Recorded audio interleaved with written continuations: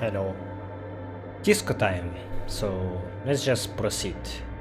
Uh, I wanted to question this person more and see if she can help me to contact the Morales gunship. Yes, what is it? Hey, about the 2 mm hole again. The swallow, you mean? What about it? Ah, I already did all of this. Great. Thanks. How do you feel about a Nordic dance music? What? I hate it. I bet she hasn't even heard it. Have you even listened to it? Like actually listened? What are you, 40? It's the future of dance music. Same here, it just doesn't connect here. Not like disco does anyway. Okay, wow, that was quick. Why do you hate it? Yeah, like all the time. My tent neighbors don't really ease up with their partying, do they? She pulls a face that looks absolutely scathing. Maybe I'd have to be on drugs to get it, but to a sober mind it just sounds like uninspired rug whipping. No idea what it has to do with either dancing or music. Right. But how do you feel about a club or a Nordic dance music? This is about those speed freaks in the tent, isn't it? I've got some news for you. It's not a nightclub they want to build here. What do they want to build then? Take a guess, why don't you? A youth center would be nice. A petting zoo, a place for animals. Maybe some community space to help the elderly.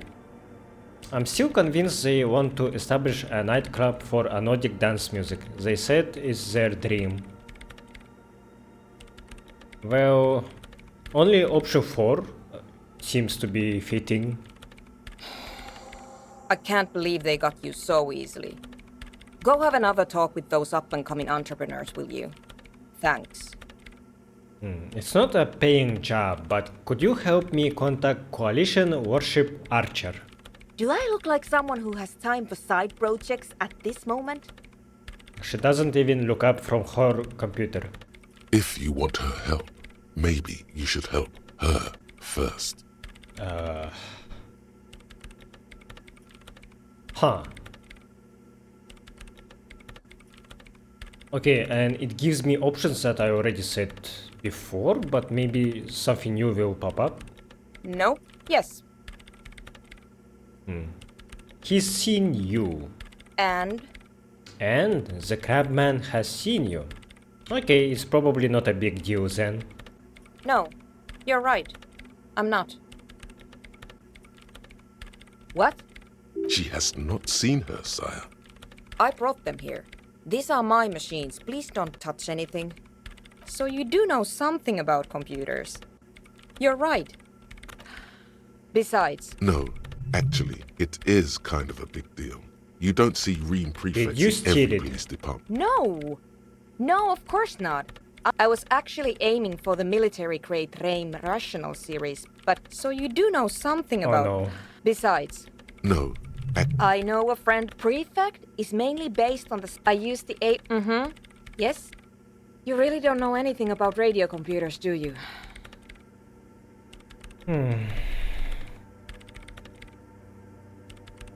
Not really. Alright.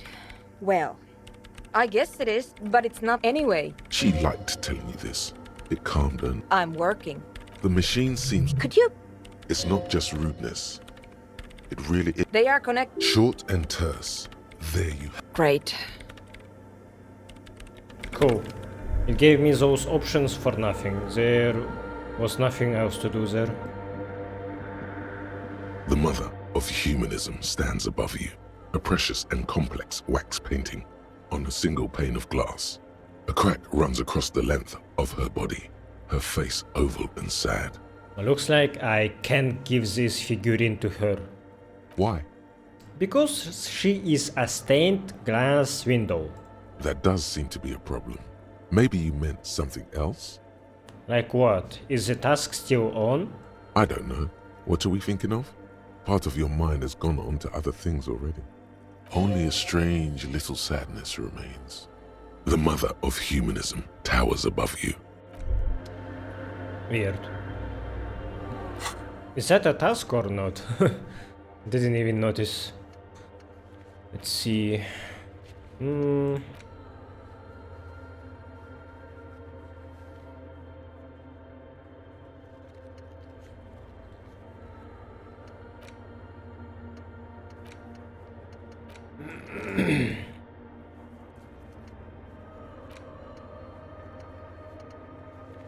Actually, let me read my tasks, because there are a lot of them that I didn't even bother to. Find your heraldic bird, okay. It's a book about cockatoos. Don't remove the horrific necktie until magic happens.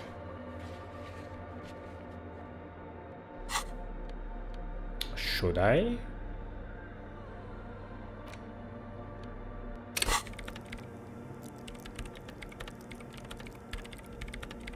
I guess my evolution isn't that high anyway, so maybe I can afford to have this necktie on me just in case. See if it does anything.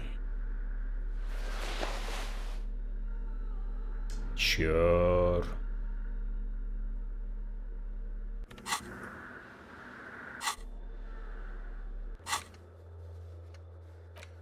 Take on la responsabilité. Find the murder weapon. Oh yeah, I need to meet a woman that has my gun, right? I forgot about that. Should be at night. Determine where the shot came from. Ask about Ruby in the village.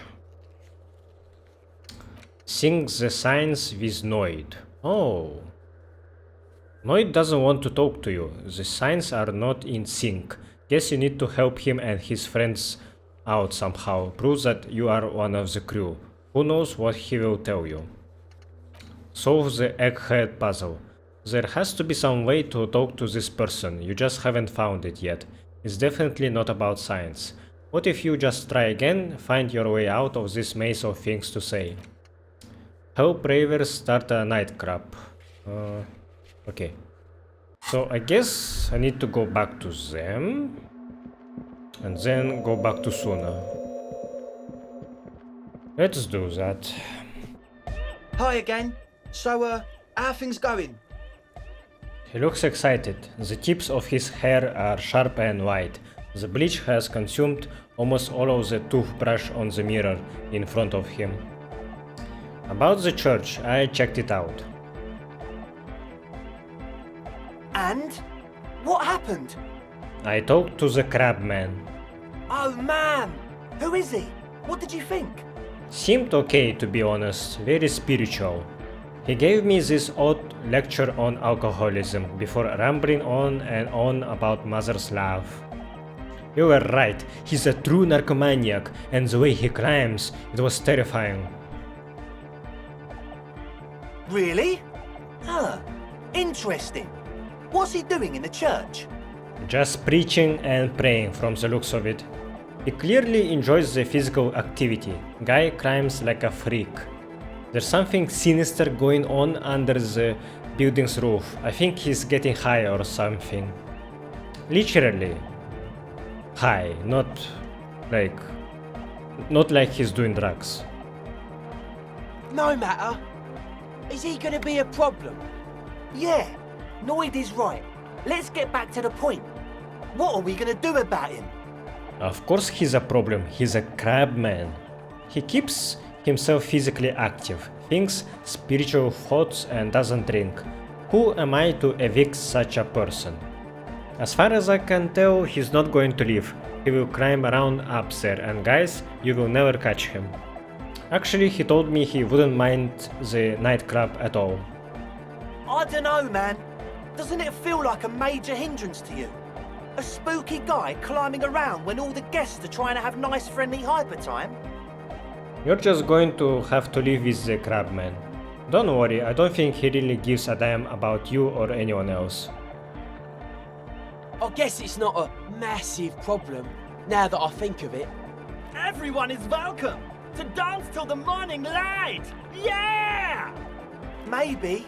I guess we'll figure something out. Okay, but what about the other spooker? The one in Grandma's clothes? Did you see her? I was using the mainframe when Soona, the former lead programmer of Fortress Accident, appeared. A programmer? That's odd. What was she like? Did you ask her about the nightclub?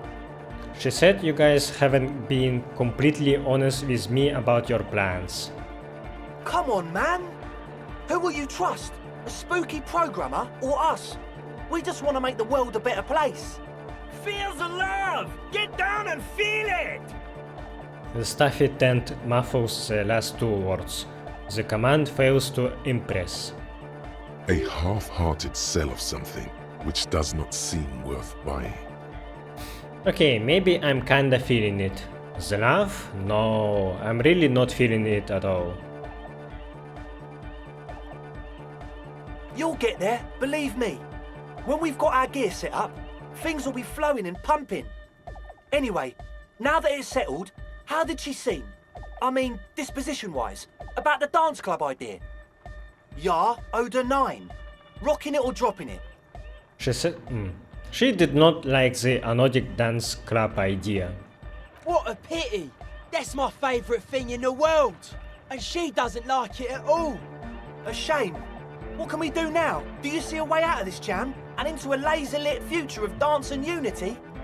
Unity! Dance!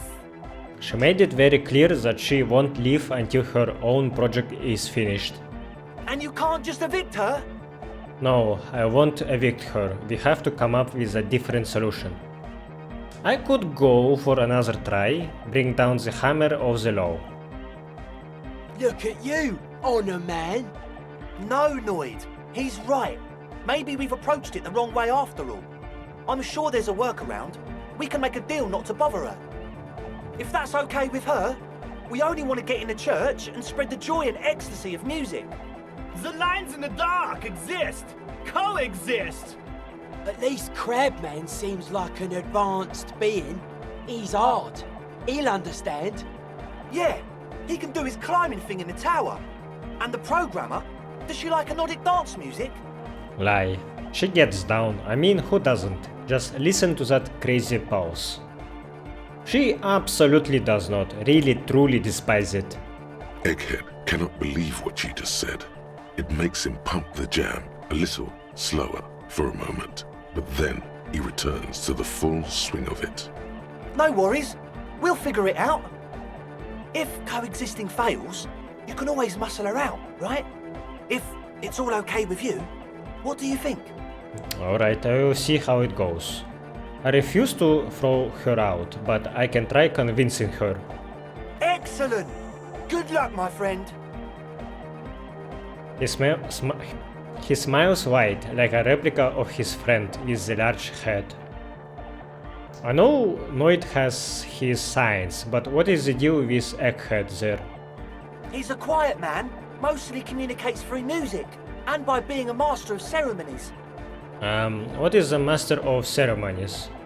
You know, a host, a declaimer of slogans. He's a performer, gets the people going.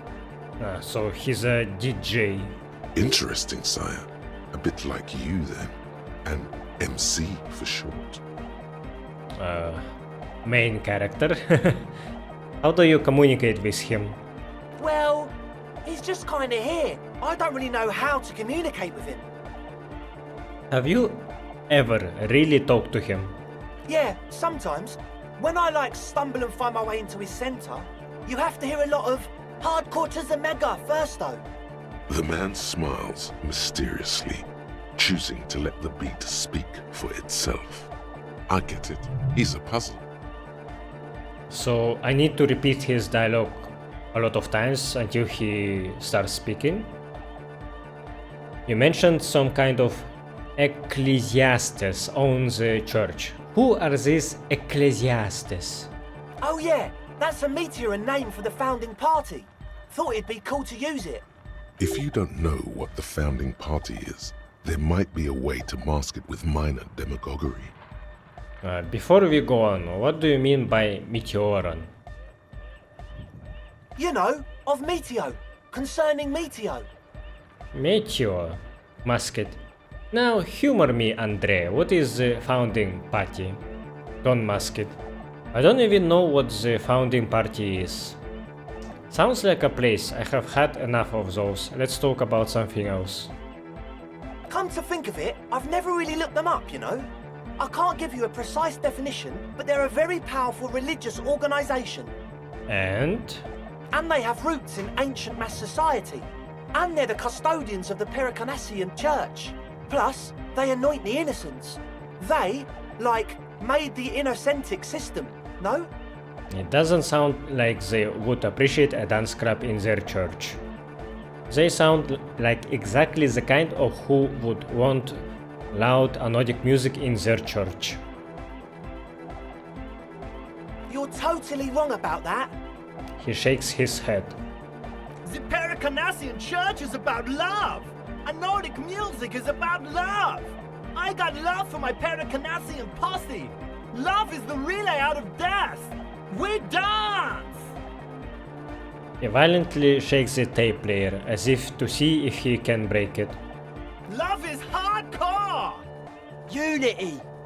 Unity! Make some noise for my Insulindian posse! He turns the volume up, then looks at you with a knowing nod, as if it's obvious you will now break into dance. I don't quite understand what you are talking about. What is a posse? I guess love can be pretty hardcore. I now understand it was lame of me to suggest otherwise. Anodic music is about love and so is the Pericanassian Church. No, this is too much. No sane organization would want this level of absurdity in their church. Your posse's like your people, man! Like you got your cup posse, you look out for each other and you party together. That's a posse! And where is your posse, detective? Nothing comes to you. The world is silent. Damn. It sounds like you're just saying random things. Laugh, posse, make noise. Are we? He looks at you mysteriously. Yeah! The one with the large head really enjoys it when his friend gets mysterious. Oh yeah, it can! He's coming around. You're getting it. That's pretty downbeat. I think I speak for all of us when I say we expected the law to be more open to the idea of love, unity, and the Pericanassian posse. That's just the way it is. I don't understand a single thing you're saying. I'm sorry the law doesn't share your vision.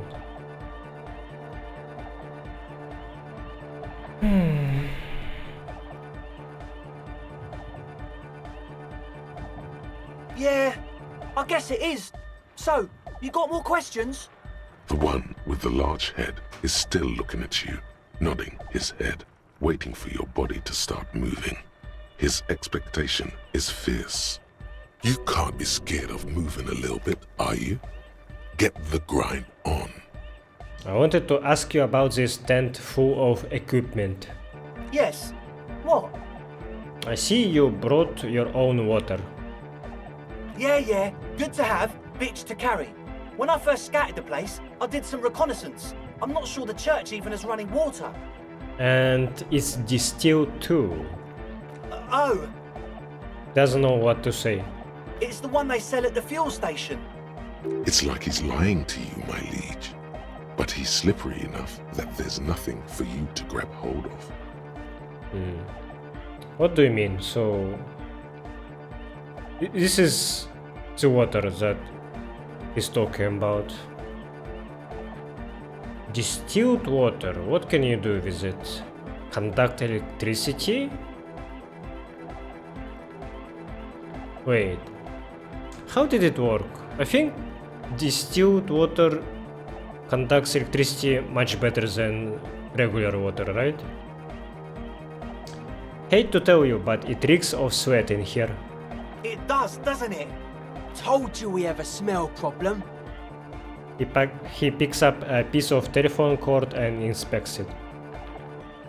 Wait, I also smell ether. Why? Ether? I don't smell ether. Do you, Noid? No,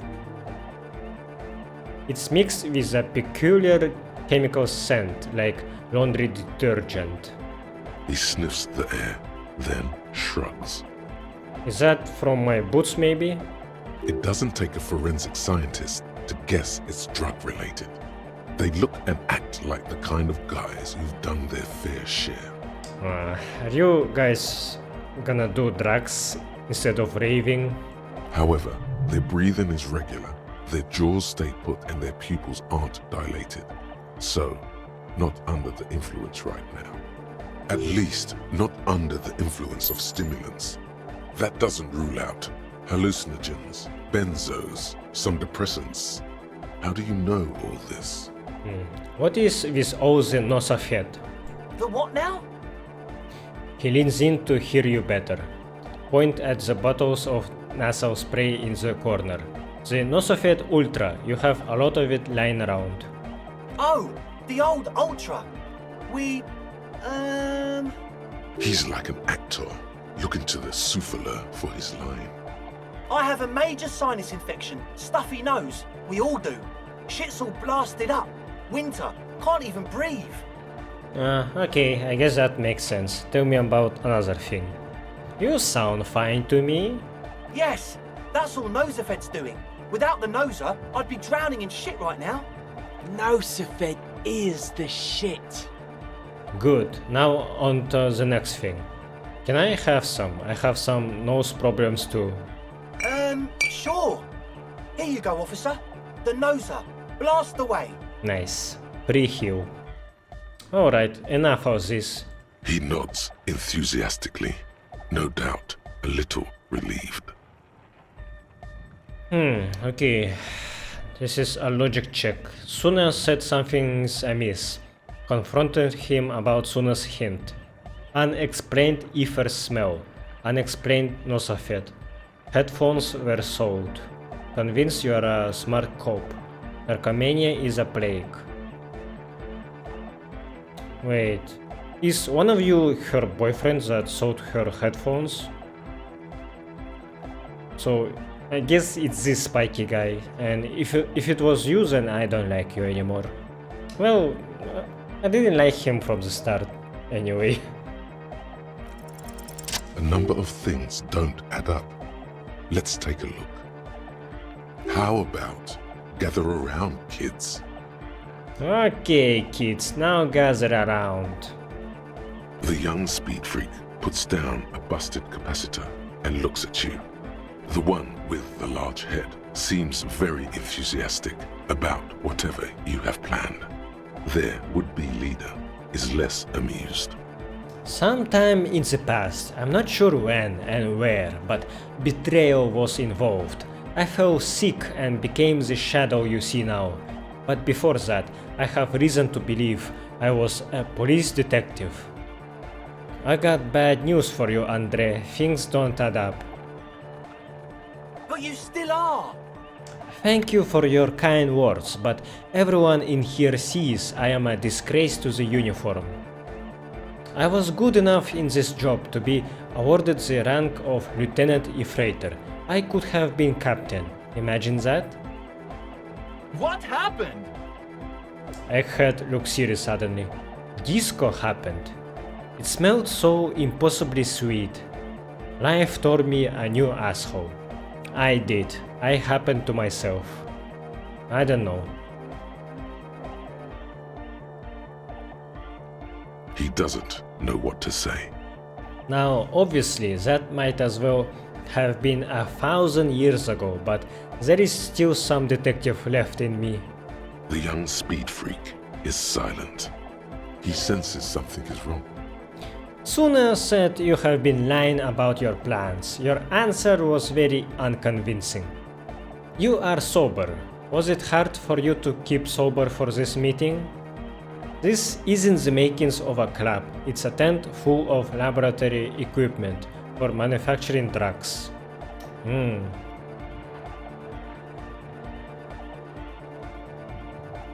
Fuck, man. It's difficult to get along with some people, but we're trying to make an effort. We are on a mission here.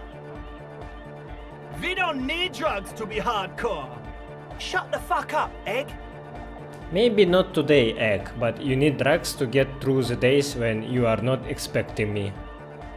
Climb down from the equestrian monument, cop man. Consciousness is new to the universe. We all have our ways to ease the shock. Bottom line is, I know. What exactly is it you know? He sounds confrontational. This sucks, guys, so... They sent me to check the church for narcomaniacs when you guys are drug addicts yourselves. I have no idea how you arrived at that conclusion, but it's wrong. Look, we even have speakers. One speaker. They have one speaker. Where is his friend? Did he lose his friend? What do you mean, friend? The other speaker, you have only one. It's a one-speaker system. It's monodynamic. You wouldn't know the first thing about sound reproduction in anodic music. Other speaker. This may be the brain damage talking, but you've definitely never heard of monodynamic or one-speaker systems. You have no headphones. Wouldn't Acele need her headphones to spin tape? What do you know about spinning tape? Nothing. I know you pawn them, likely for lab equipment and drug ingredients. I'm sorry, but there is no lab equipment and no drug ingredients. That Nosophet is here for its active ingredient. He said it was for his nose. What more do you want? Likely pseudoephedrine, almost exactly the shape of ephedrine. Ephedrine makes you happy, and so does pseudoephedrine. The distilled water, cornerstone of a clean lab. And of all cellular-based life, what's your point, Lawbringer? The ether in the air, a useful solvent, good for getting acting agent out of a solution. Make up your mind. First it's the sweat, then it's the ether. He smiles nervously. There is no need for me to pile on anymore, is there? No shit. He sounds tired. In short, you tried to use a police detective to set up a drug lab. That's... Come on, that's... Preposterous, against the law, punishable by summary execution. I meant to say, not true. So what are we going to do with you? What do you mean, do? There's resignation in his voice. He's almost ready to drop the act. It wouldn't take a lot of pushing. We do this lawman style. First you tell me everything, then I pass judgment. You tell me what is really going on and we will work from there. I can be lenient. I don't really care, I just wanted to crack the case. Do what you want and I will do what I want. What do you mean by lenient? Not calling backup, oops, and hauling you off to the pen, for starters. Haven't you heard? I'm the dirtiest cop this side of the river. I will make life hard for you, using every connection I have got. We will see, now speak.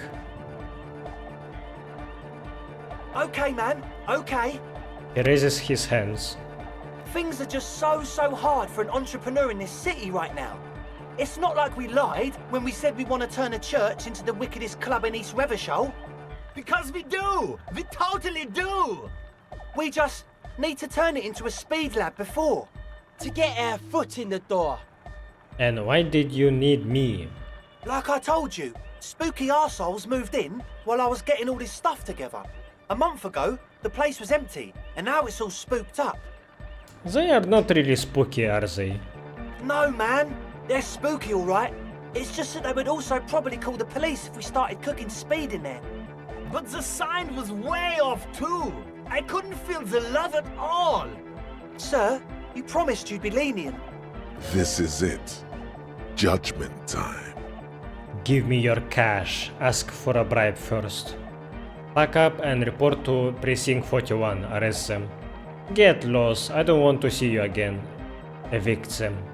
Let's do this clean, no speed lab, just a clap for anodic music. Proceed with the clap. It wouldn't work without the lab. Do what you have to do to keep the clap alive. Proceed with both.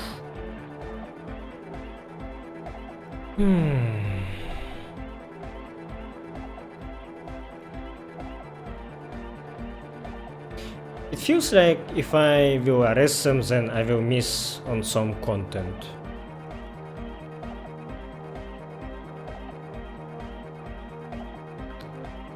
And Kim wouldn't be able to be here anyway, right? Because he stays outside. So he will not give me any advices anyway. If he was there.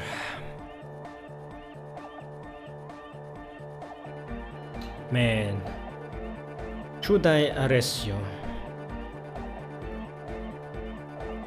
Okay, if I say let's do this clean, then what will you do with ingredients? Will you return them or what? Or just hide them until I'm gone and then do your drug lab anyway?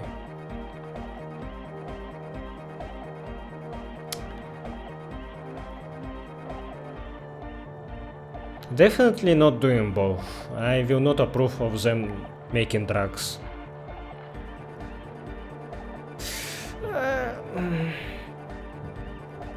Okay, but maybe okay. I don't really want to approve this music club, but I'm thinking maybe I need Noid's help to proceed with Soona's quest. If I do something bad to them, he will not help me. So for me to potentially finish my Morris quest, I will have to approve their club. Yeah!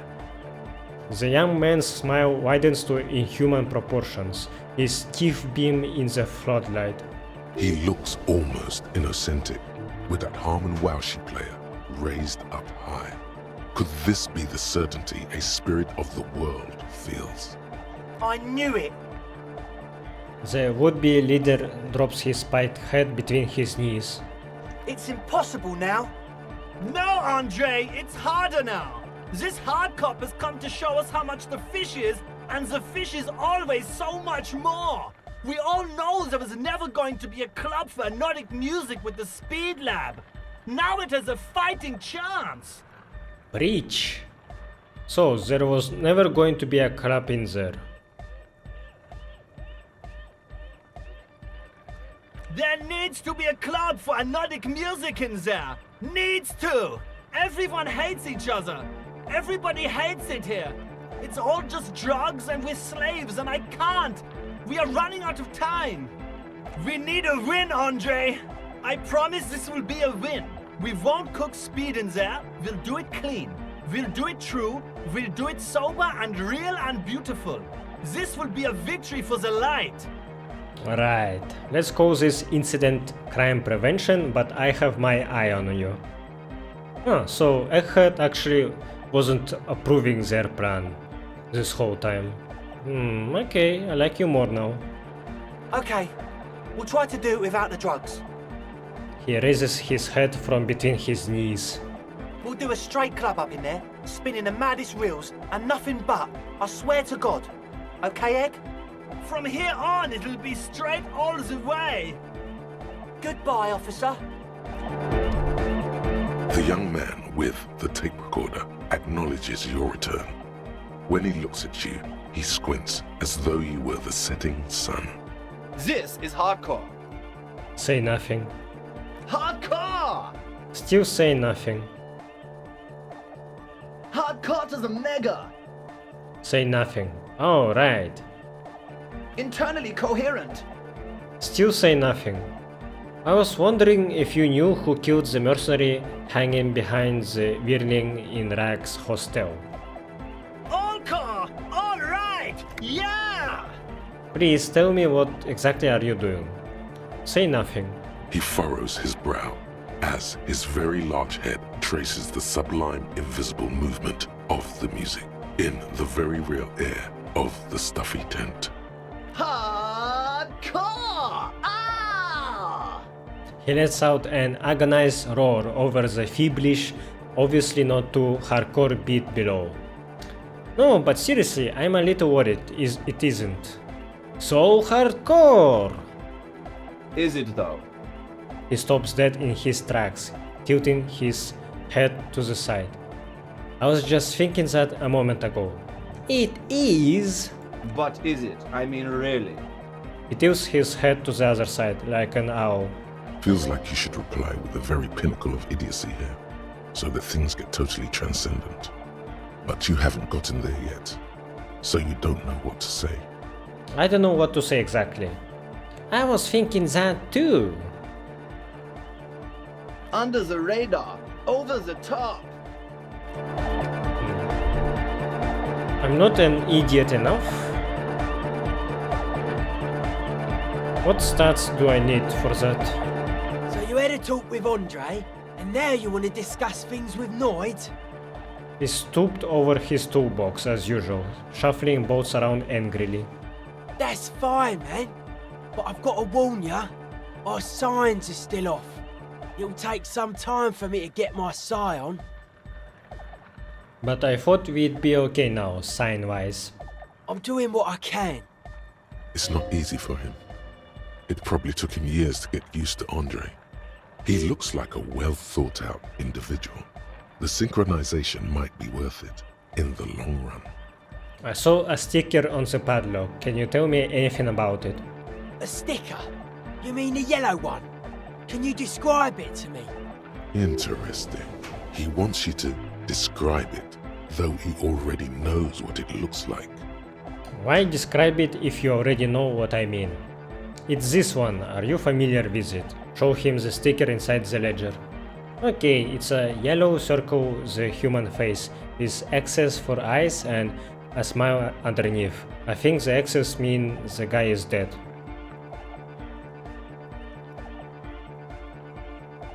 Seems like my creation has found its way to the legal bureaucracy. What did you want to ask about it? What is it supposed to be? The dead guy smiling. And what does it mean? Why is the dead guy smiling?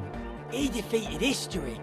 We are living in the age of history, and in the eyes of history, we are always already dead. How can we ever smile then? Because history is a lie, and so are its deaths. The present moment and life are the hardcore. The hardcore expels death.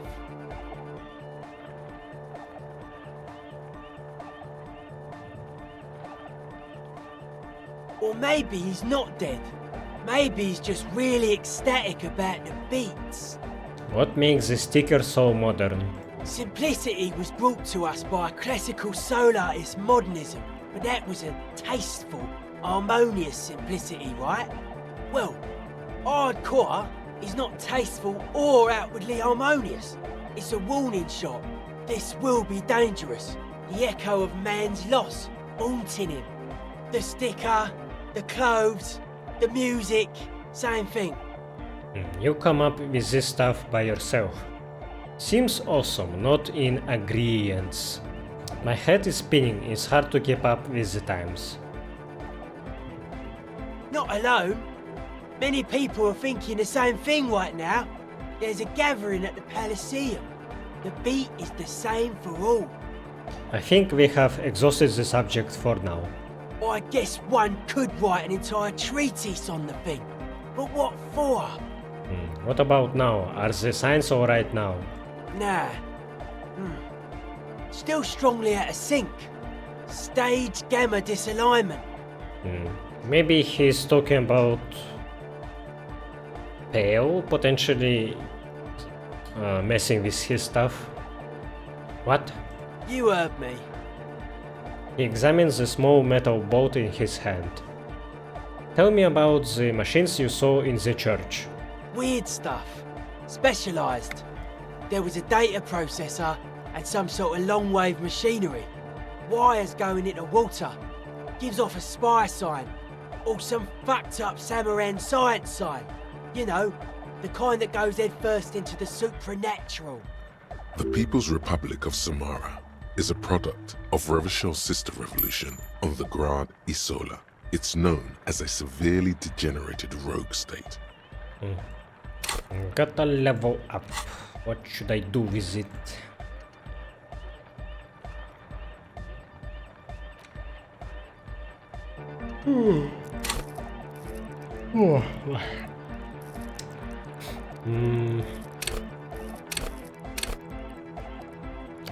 Right. I think I need to raise my empathy to try talking with that girl again. Maybe.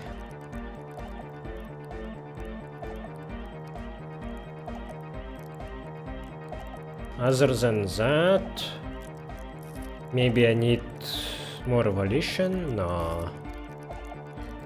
Maybe more encyclopedia or conceptualization.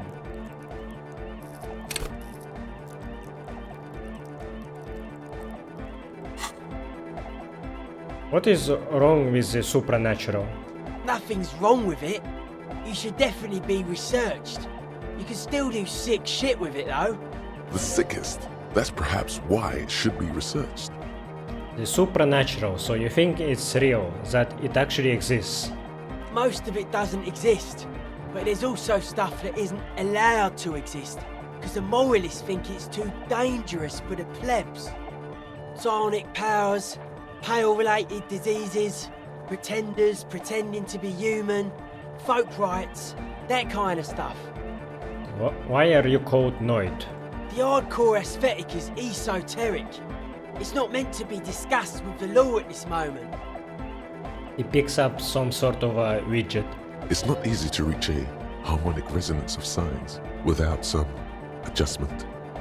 Could you use your sign sense to help me contact a coalition warship? Don't think so. Big bad frequencies are extremely negative. Thought suppression, dream implantation, memory revision. Pretty out there stuff. Not sure I want to get involved with it. There is fear there, but also curiosity. He just needs a reason to help you. Besides, our own signs aren't even synced yet. So how am I supposed to get you synced up with a big bad? It don't make any sense, law lover. Okay, maybe I will come back later.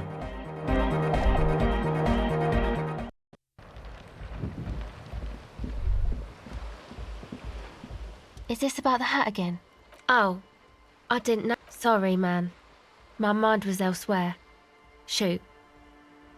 Your associates tried to use me to set up a drug lab. I'm guessing you knew of this plan. I did, and I'm sorry. For what it's worth, which isn't much. You don't get to choose your posse, they choose you. Mine are idiots, but they're mine. I tried to talk Andre out of it. Should have tried harder. Misleading a cop is no joke. I don't care. I am loco. I just wanted you to know that I know about the plan. Okay, but I still regret it. I should have been able to control them, and I will in the future. I promise. May I ask, what did you tell them? Do what you will with your dance club plans. Just no drug labs, please. Thank you. I'll get them under wraps, I promise. Okay, I need more empathy.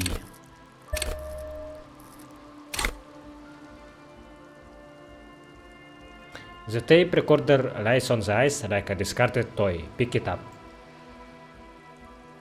Huh? I can click it. Let me retry this. Is this about the hat again? Oh, sorry, man. My mind was elsewhere. The device is still warm from her touch and heavy as a brick from the batteries inside. The company logo, Omicron, adorns its yellow plastic cover. Inside, the tape is rolling. The girl looks at the device in your hands. I'm sorry you have to sit here on the ice feeling miserable at your age or at any age in this weather, waiting for it to get dark. Put the tape recorder down. It's interesting that we have two people that are into audio technology, and there's a third one in the church, Soona, but She's more into radio technology, but maybe these audiophiles they can help her to pinpoint where the PO is coming from. She looks you in the eye, her pupils wide, surrounded by a ridiculous amount of makeup. The people who built this world intended it to be better for you, but they failed. It is easier to live in their failure with this by your side. Tap on the tape recorder. The wind howls. She remains silent. It's real. Tell her. It's not a childish fantasy. It can be a real weapon against what is coming for you now. What is? Her shoulders shake a little. The dark. Nothing if you got this. Don't be scared.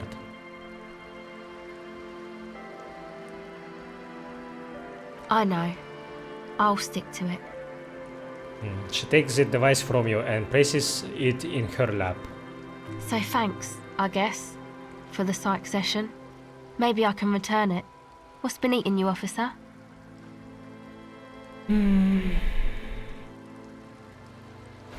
Alright.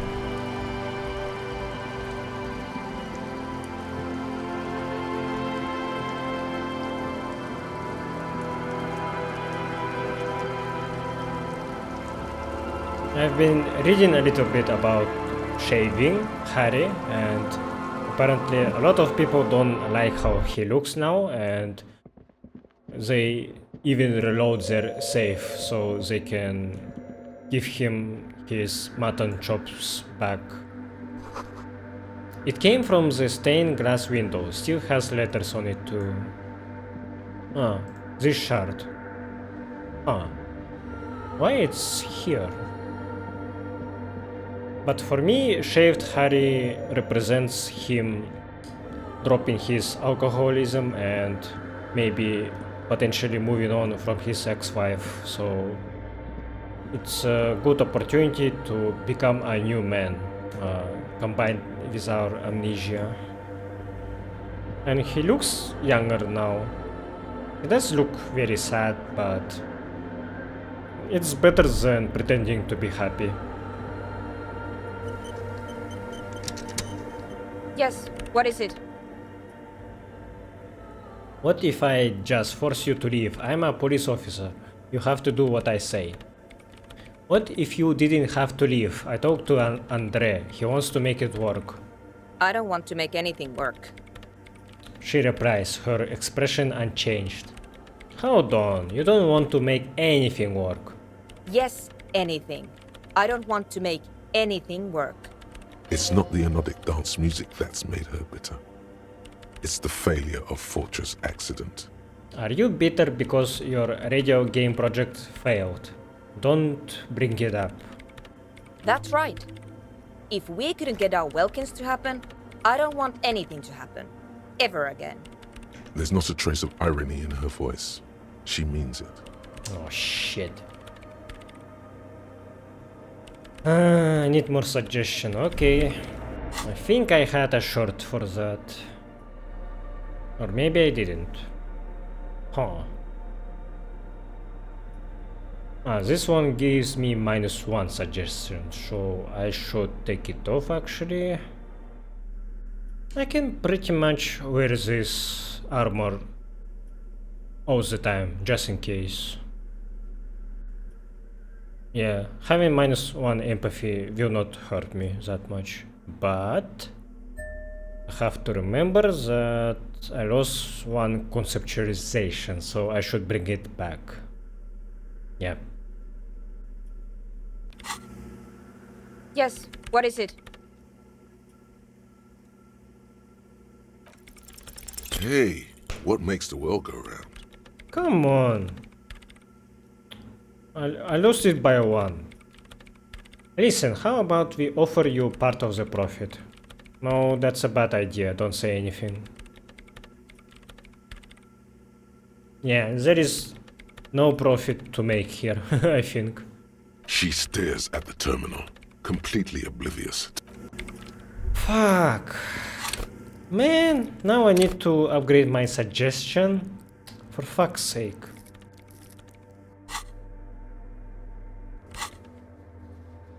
Okay, I guess I need to do something else then.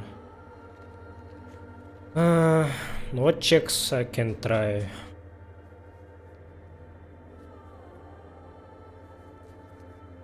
Not a lot of them. Man, that was a bummer.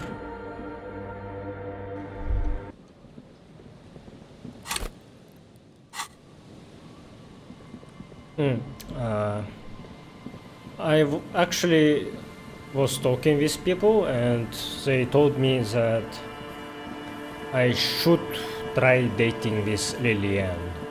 That I shouldn't be worried about alcohol involvement in that date. So I think I should try getting that as well. There's some tear. But I will not have many opportunities to do that. My suggestion is kinda low. And I will have even less of chances when Kim will be here. But I guess I can always try at night. So maybe I should go to her right now and see what happens. Is that the phasmid? It looks like the phasmid, leaning against the wall. What? You mean this thing?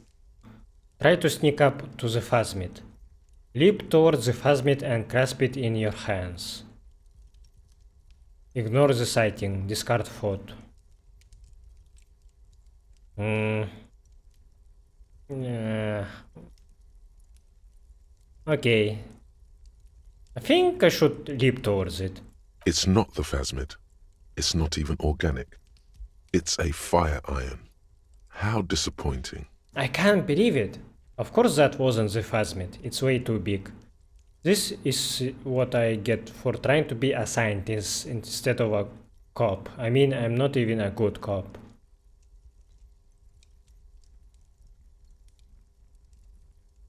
Right? You'll have better luck next time, though. The phasmid, finding it is your destiny. Give the dream of discovering the Insurindian phasmid a rest for now.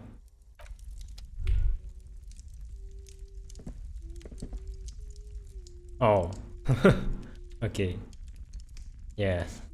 I thought he was talking about this thing. Like, I can't really see what it is. Something under the sheet. Mister, what were you doing in my fireplace? There was a phasmid in it. I was trying to catch it. Oh. Okay. Do you know anyone named Ruby? Ruby. Ruby. Suddenly the girl gets all serious and leans in, as if she's about to tell you a secret. My mom tells me I'm a big girl, but she doesn't know that I can't say Earl. Or sometimes I can, but then Uller. Bye! Yeah, when I was a kid, I had a lot of acquaintances, kids that I was acquainted with, and the later they had problem of pronouncing almost always was R, and for me R is easy to pronounce, maybe because my name is Robert, so pronouncing my own name gave me a good practice, I guess, and my actual problematic letter was L, and I think I still have some problems with it sometimes. Our tenant, please.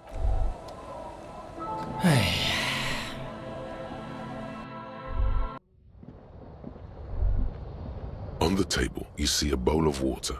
The water reflects back a vague image of your clean-shaven. You almost look like a An old mirror hangs on.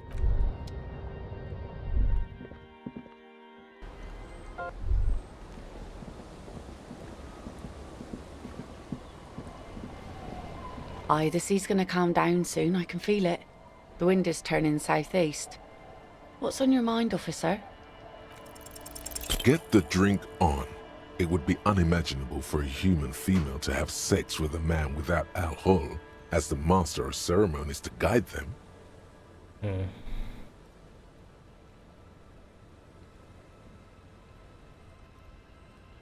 Alcohol makes closeness possible. Let's connect. Alcohol? Connect? I'm not sure I'm following you. Get hammered with me on a date. Drunk date. It will be nice, I promise. That's a good impression. You really cracked me up, officer. Now, how can I help you? She doesn't even understand you asked her out. Perhaps you're too sober to pull it off right now. Try again later. Damn. Okay. Huh. What I can do now? What should I do? I'm kinda stuck now. Let's check my tasks again.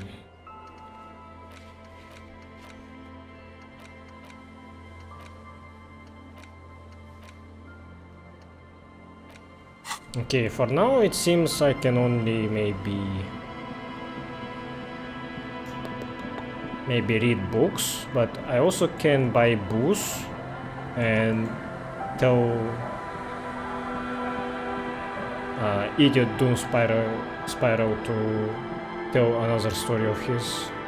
I saw him one night Have you when I got was any white more shit urban myths? I actually do have one. The strangest of them all. But I'll need to fortify myself before I can tell that one.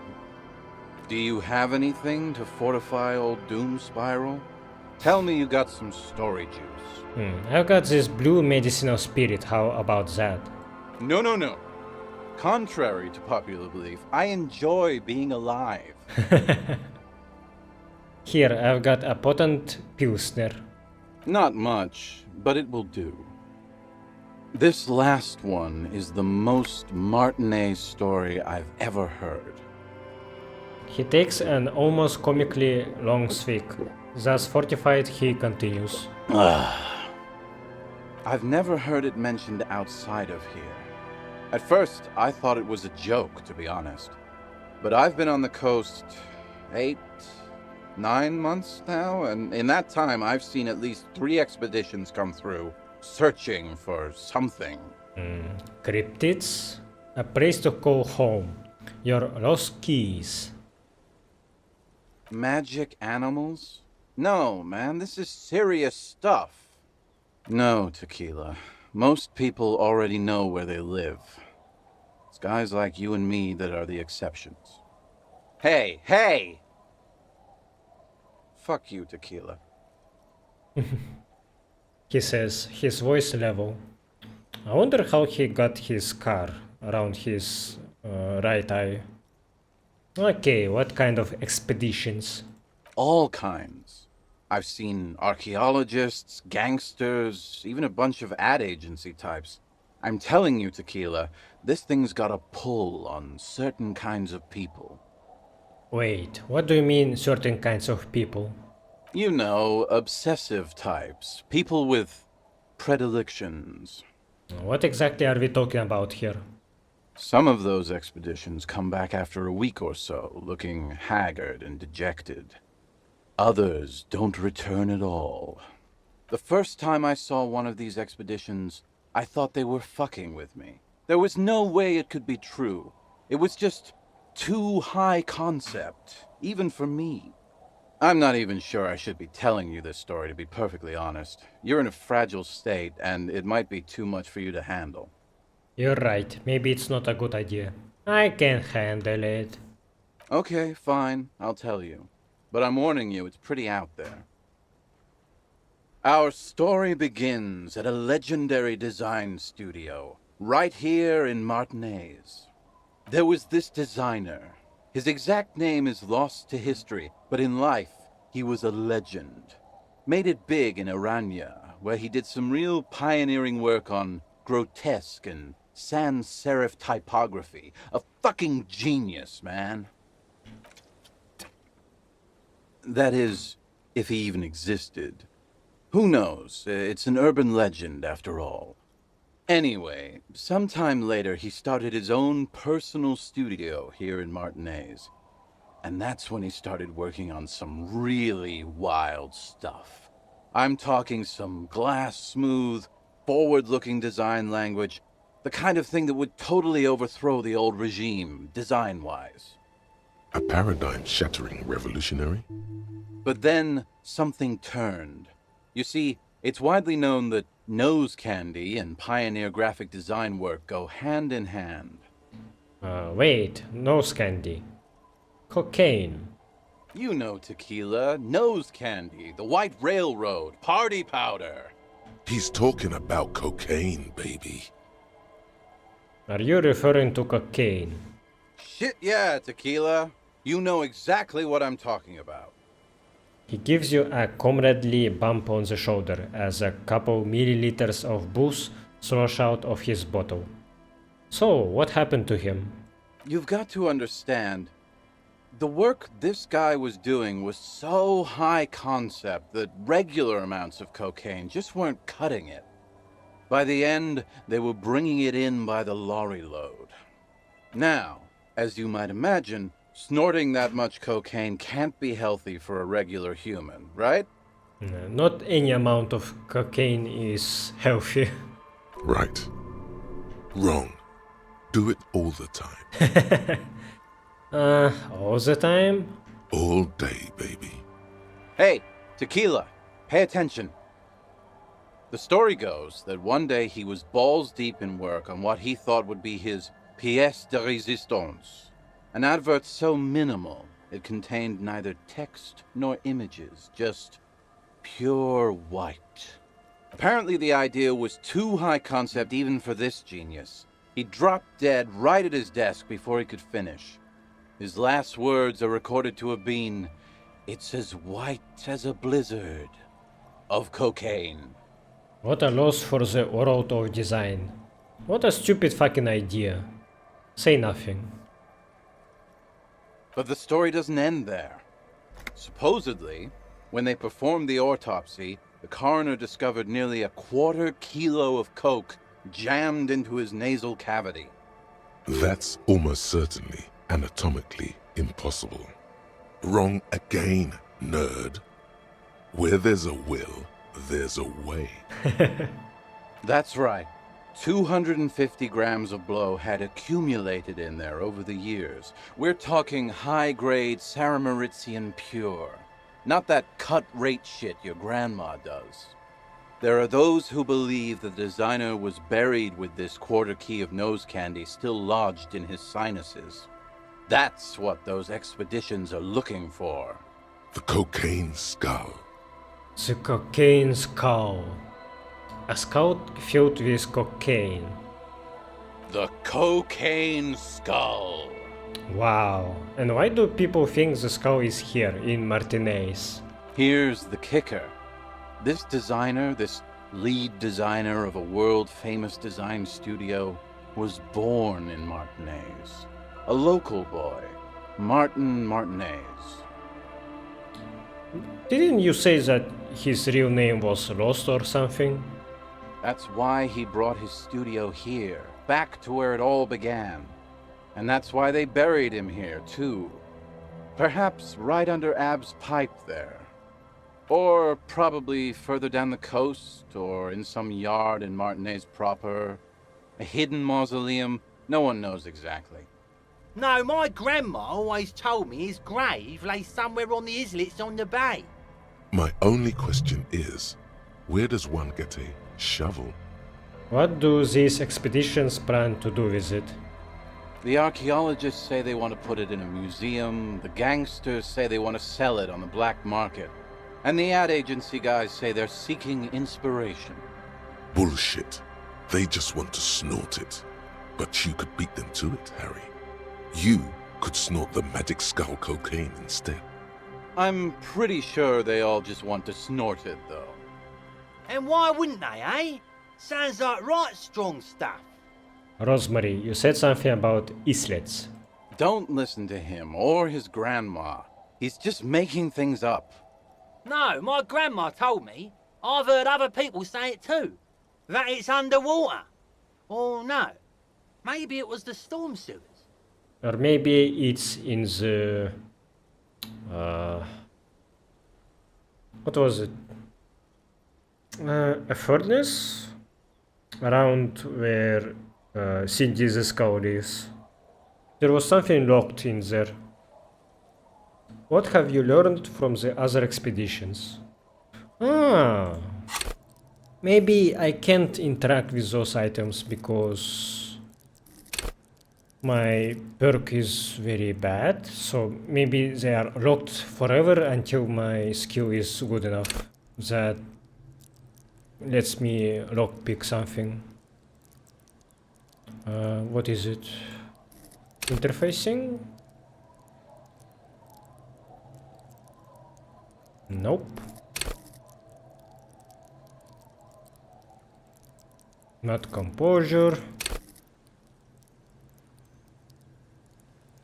Not this.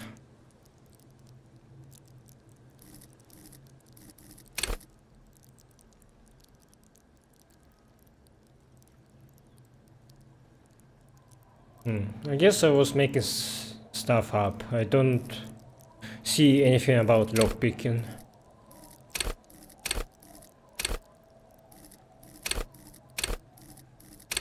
Whatever. What have you learned from other expeditions? They're pretty vague about it in general. The gangsters like to claim they're looking for the grave of a friend, with picks and shovels.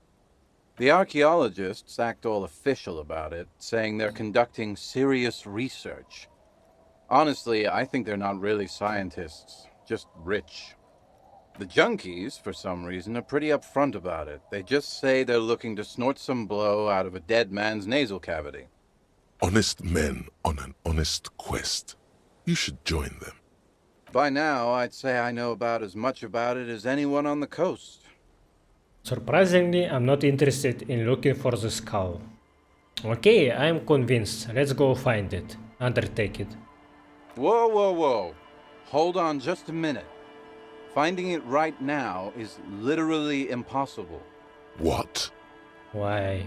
For one, the way is blocked by that big lorry that says Delta Logistics Company on the side. You definitely have to search the area behind that lorry too, yet it is impassable. And second, outfitting an expedition like that is expensive. It'd have to be a big production to do the cocaine skull justice. You need new gear, people who know what they're doing, all kinds of provisions. It's just not feasible within the economic and temporal frame of our current setup. Matter of fact, unless a bunch of money just falls out of the sky, we might never know what's up with that skull. Who cares? It was an idiotic idea anyway. Damn, that's too bad. Wait, maybe there's another way. Maybe up around the coast? Don't give up now. Yeah, well, that's the reality situation for you. Who knows, though? Maybe someday we'll get our chance. Are there any more stories you can tell? Not that I can think of, currently. I guess that makes sense. You have been drinking a lot. That might be the case, yes. Alright. Thank you for spending my time. It wasn't a waste of time. I enjoyed his stories a little bit. They were fine. Like,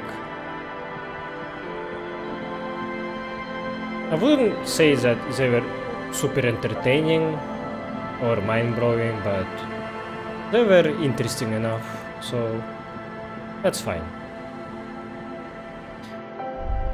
I still need to skip time maybe before I can talk with the woman that has my gun. But before that I want to check other NPCs. Maybe there's something I'm missing. What's that? A sewer grate? Why it's glowing? There's something down there. The musty smell of a Potato cellar in spring emanates from the air vent. Interesting. I just was loading my game again and I saw a tip that if you see a container, equip a pry bar and see if you can unlock it. And look, this container is blue now. Oh, how many stuff I missed because of this? What the fuck? Day 5 is ending and I'm learning about this just now. Holy shit.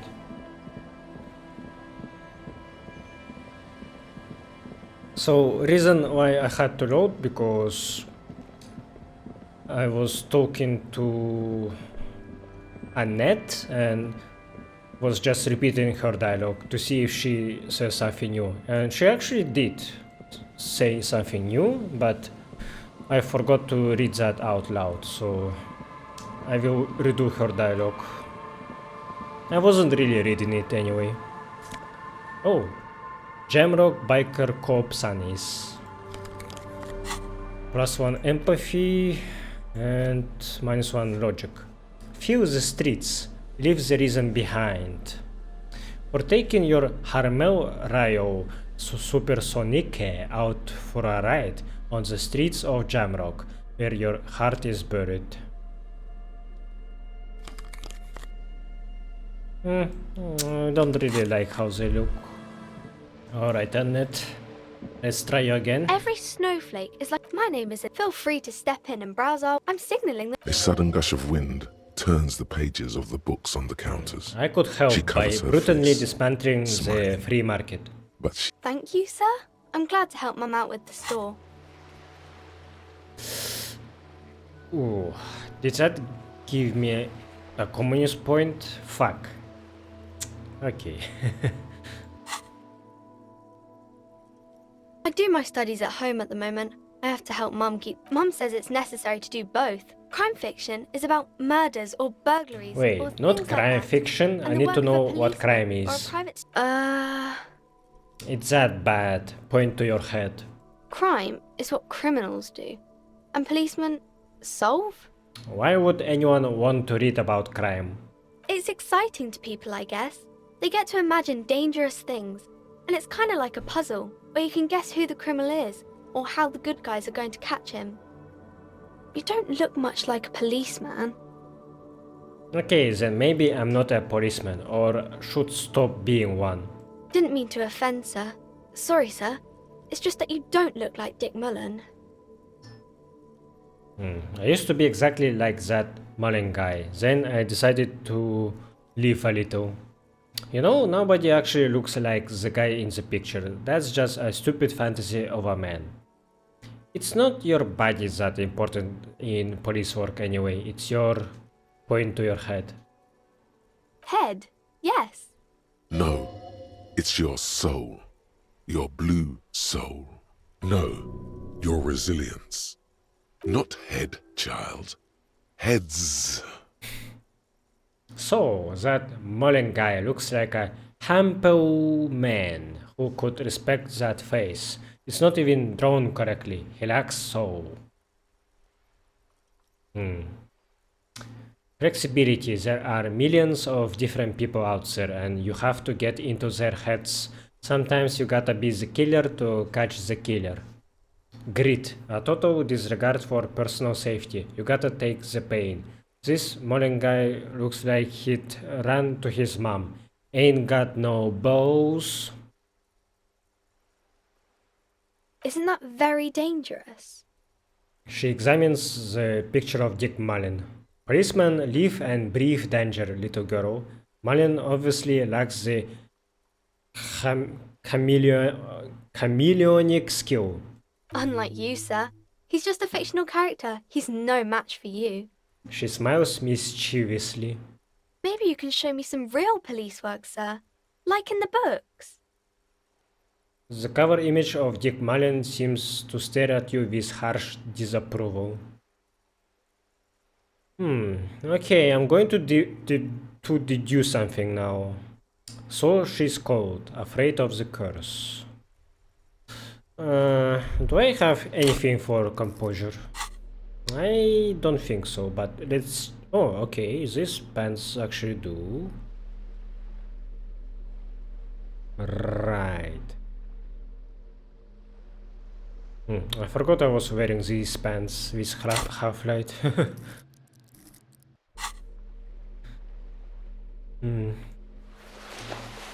What else? Okay, I have +2 composure now. These pants and my default shoes actually help with that. Every snowflake is like a little gift from the sky. The girl Nice. keeps her hands folded, hidden. Why is that? I wrote exact amount that I needed. Hey, why do you keep your hands folded? What do you mean, sir? She looks wary. She knows where this is going. You don't need to be worried, I'm here to help. You can show them to me. Actually, I'd rather not deduce anything. Every time I deduce, people get hurt. She looks around anxiously. Her hands remain folded in front of her. She doesn't want to show them. It's okay. You heard me. Hands up. She brings out her reddened hands, her nails frayed, nearly chewed down to the flesh. You bite your nails. And you knew this from me keeping my hands folded? She shoots you a suspicious glance. I thought she's hiding her hands because she's cold. Yes, there were a few other hints. It's super simple for a detective such as myself. Well, that proves nothing. Anyone could do an easy deduction like that. Her eyes flash with defiance. She's not impressed. One more? Bet I can figure out why you bite your nails. I got a few reasons in mind. You think so? Fine, do better. Did you something about me? She nods, half provocative, half enthusiastic. You're uptight because of your mother and the pressure she's putting on you. Rats have been nibbling on your fingers. Child labor in dismal working conditions. Chewed on nails means you're recycling your body material. It's an intense dedication to the way of business. There are no riches without personal sacrifice. Maybe so, sir. Okay, I know it's a bad habit, and I shouldn't. I hope this entertained you. Either way, another ace deduction by the #1 detective in town. It was okay, sir. She's still got a rebellious streak. There's more that can be achieved here. Ask her to do the same. That was a masterclass move. Whatever, kid. I don't need to prove myself to you. You think so? Fine, do better. You're quite sober. Sober? She snaps back quickly. Wait, how do you know I'm usually not? Yeah, about that. Maybe you could point me toward some booze. That's not a good thing to say to a kid. And I'm having a grand time. I'm also sad and my head hurts. Because you usually aren't. So you saw me being drunk, I guess. I'm sorry, sir. I hope things get better soon. She looks you in the eye, a gleam of sympathy on her face. There she stands, swaying on her feet, assaulted by the early spring breeze. She smiles at you. The whole situation suddenly feels familiar, somehow. There's something you're missing. Oh, this is another suggestion check. What are you missing here? Why does this feel familiar? Suggestion. Yeah, I keep forgetting that I have nothing that upgrades my suggestion. Hi, Ace Detective. Are you here for more books? You have absolutely no idea. Familiar? How? You must have forgotten something you heard again. Suggestion is becoming a more important stat than I expected it to be. I thought that it's only for charming, and seducing, but not really. The display rack is brimming. Oh yes, certainly. Another good sale. Very advanced. Oh, wait. I was trying to find locked containers and on the way just trying to read things that I already read before, and there's something new here. Of course, narrow your eyes. The anatomy of the curse. Perhaps. The web is comprised of radio stations, all lead back to one red heart, titled the Game Master Frequency. A note says, this one can listen in on any station it wants. They must have had massive airwidth. These things don't come cheap. Whoever decides to call in to a call-in, a list of names under the stations suggests people across 6 Isolas would be playing. Muindi, Insulinda, Kotla, Grad, Samara, and even Il Mara. All of this is gone, left unrealized. There's no way a little basement, nothing is... Oh. I thought maybe it was talking about the pail in the church. But it was talking about curse of DCA, I guess.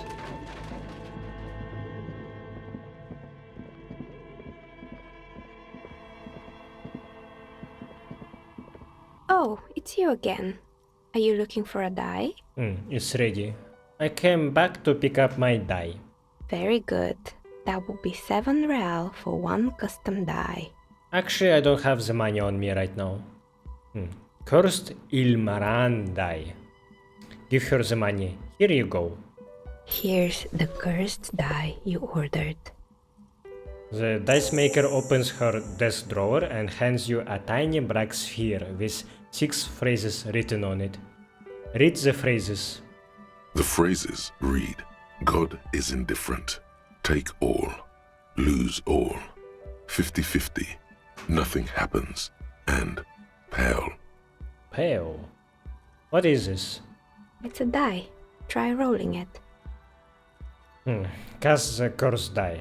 No, I'm not deranged. I don't want to roll a cursed die. Sure, let's go. You throw the ball on the floor, and it ends with one of the phrases facing upwards. God is indifferent.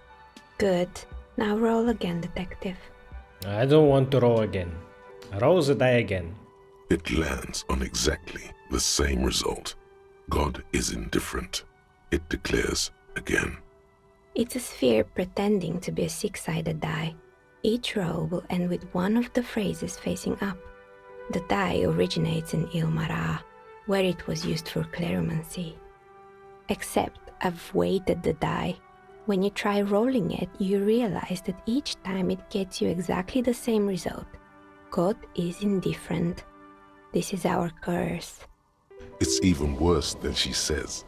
God is dead. We live in a forsaken age. You're saying that the end result doesn't matter. This is mega cool, but can I get one that actually works? Thanks, I will keep it. In the face of death? No, not really. What a relief. That is so depressing. I don't agree with you. I don't believe in God, so yeah. It's a relief that he doesn't care. It is, isn't it? There's something liberating about knowing it's just we humans. No all-powerful forces guiding us, watching us, judging us. Can I get a normal version of this die? One that isn't modified to land on a single result. I will keep that in mind. Thanks for the die. Game gave me 2 opportunities to persuade her to give me a normal die, and I think it's a bait. I will keep it. Good luck, officer. +2. Cast the cursed Ilmaran die. Shivers. Only thing that gives me shivers is this one, I think.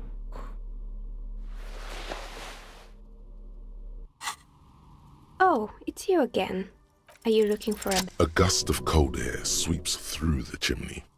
The stones and minerals on the shelves rattle as though agitated.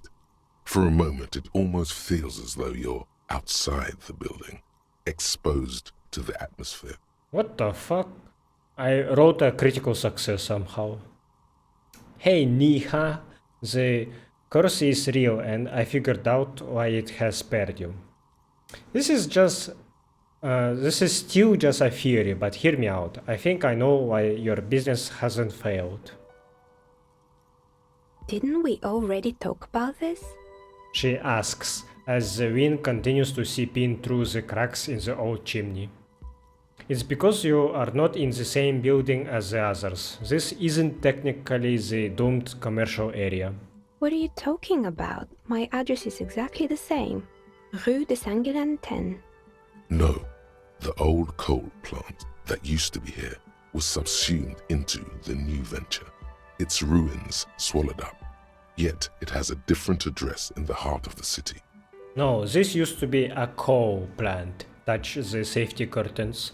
You are in a chimney of another building. This doesn't make any sense. She looks around the makeshift nests that she has carved out for herself, bewildered. Are you saying my business was spared because of a technicality? Where is this coming from? Let's say I have my own methods, unusual methods. It has a different address in the heart of the city. I'm just using logic. It's windy in here. You probably haven't properly sealed the chimney crown. Point above. You're right. I should take a trip to the roof once the snow is gone. Does it mean that I'm safe from failure? Don't let her become complacent. She still needs to ward her soul against the evil forces. Actually, it's only your workshop that is protected. You should still do something to defend your person. No one's really ever safe from the failure. Yeah, that's true. She starts laughing, her fingers trying to rub away the exhaustion from her face. Look away. I want to talk about something else now. What? Do you know what this is? She raises her hand to reveal a piece of metal shining on her index finger. A lucky charm, a Semini sword. It looks like a regular piece of jewelry to me. I don't care what it is, I only came to tell you about why you haven't failed yet. That's not a nice thing to say. It's a mourning ring. I made this when my first company failed. It was a small jewelry shop right here in the East Delta Commerce Center, built with the little I inherited from my parents. I drove it into the ground within a year. I didn't have what you would call a viable business plan. See, the curse is real. I bet you didn't run this little jewelry shop from the protective depths of the chimney. Why are you telling me this? It wasn't just a jewelry shop either. I always thought that it was just the world that you were supposed to try again and again until you finally succeed. And now you're telling me what? That it was all because I didn't run my little shops and ventures from a dump inside an abandoned chimney? Don't call it a dump. You have made it nice and cozy here. I'm sorry, I don't know what to say. It's entropy. Yes, coincidence is all that safeguards us. Yeah. Or maybe it's the entire world that's cursed. It's such a precarious place. Nothing ever works out the way you want it. That's why people like role-playing games. You can be whoever you want to be, you can try again. Still, there is something inherently violent even about dice rolls. Yeah, when you have 97% to succeed and then you somehow roll 3% to fail. You just feel that game is rigged to make you fail. And not just game, life also has such situations that makes you think about that something is up with your destiny, that just you are destined to fail in this, and yeah, whatever. It's like every time you cast a die, something disappears. Some alternative ending or an entirely different world. She picks up a pair of dice from the table and examines them under the light. But anyway, thanks for sharing your theories, officer. She gives you a tired smile. Can I order another die? I'm sorry. I'm a bit overloaded just now, so I can only produce one die per customer. I guess that's it then. No more dice for me. A new thought. The precarious world. Temporary bonus. All red checks fail for 4 hours. Seems like the point of this game is victory, the absence of defeat on all fronts. Victory in business ventures and creative undertakings. Victory in love and over other people. Political victory. Ideological victory. Hell, even sexual victory. Definitely a lot of object-based victories too. Having things and not losing them. One problem, though. Not a lot of victors inside. Everyone's mostly losing. Why is that? And how do you not lose? Fucking hell, what is happening with my neighbors? What can I replace with this thought? Maybe I can replace Guillaume Le Million? It's still kind of useful. It still is. Oh, why am I authority so low right now? Nah. Do I have... Ooh, yeah, okay. This one gives me -2 authority. Holy shit. Fuck that.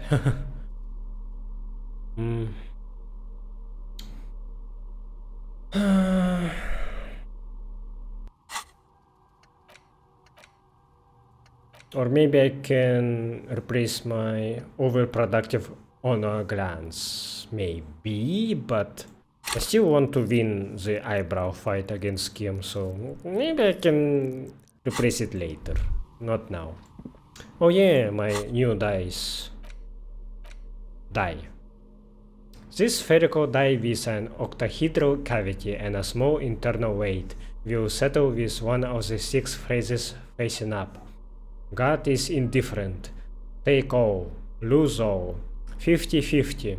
Nothing happens. And pale. It's made of bulk oak burrow, coloring it malevolent black. Note: look at the map tab in journal to see which white checks have opened. Oh, okay. What did you open?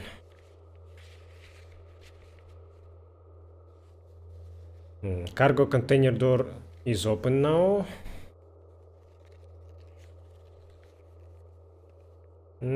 That's it. Wow. Well, if I succeed this check, then it was worth it. All the pressure has made Annette really anxious. You know she's been chewing her nails. God, I've told her not to do that. It's disgusting. And I told you to mind your own business. Clearly you have no idea how hard it is to raise a girl in this economy. This economy is a mysterious force, like cosmic weather, mysterious and harsh. Okay, forget it. None of your business. I don't think she can do anything about it. She can, if she has enough willpower. This is what's called growing pains. Life isn't easy. Life doesn't give breaks. What you're doing is wrong, even I know that, and I usually don't know anything. That is true, and obviously the view of the market, but maybe make an exception for your daughter. Yeah, actually it's super alright for kids to chew their hands off. Forget I said anything. You're being too harsh on your girl, fuck off. This woman pisses me off, she's so fucking annoying.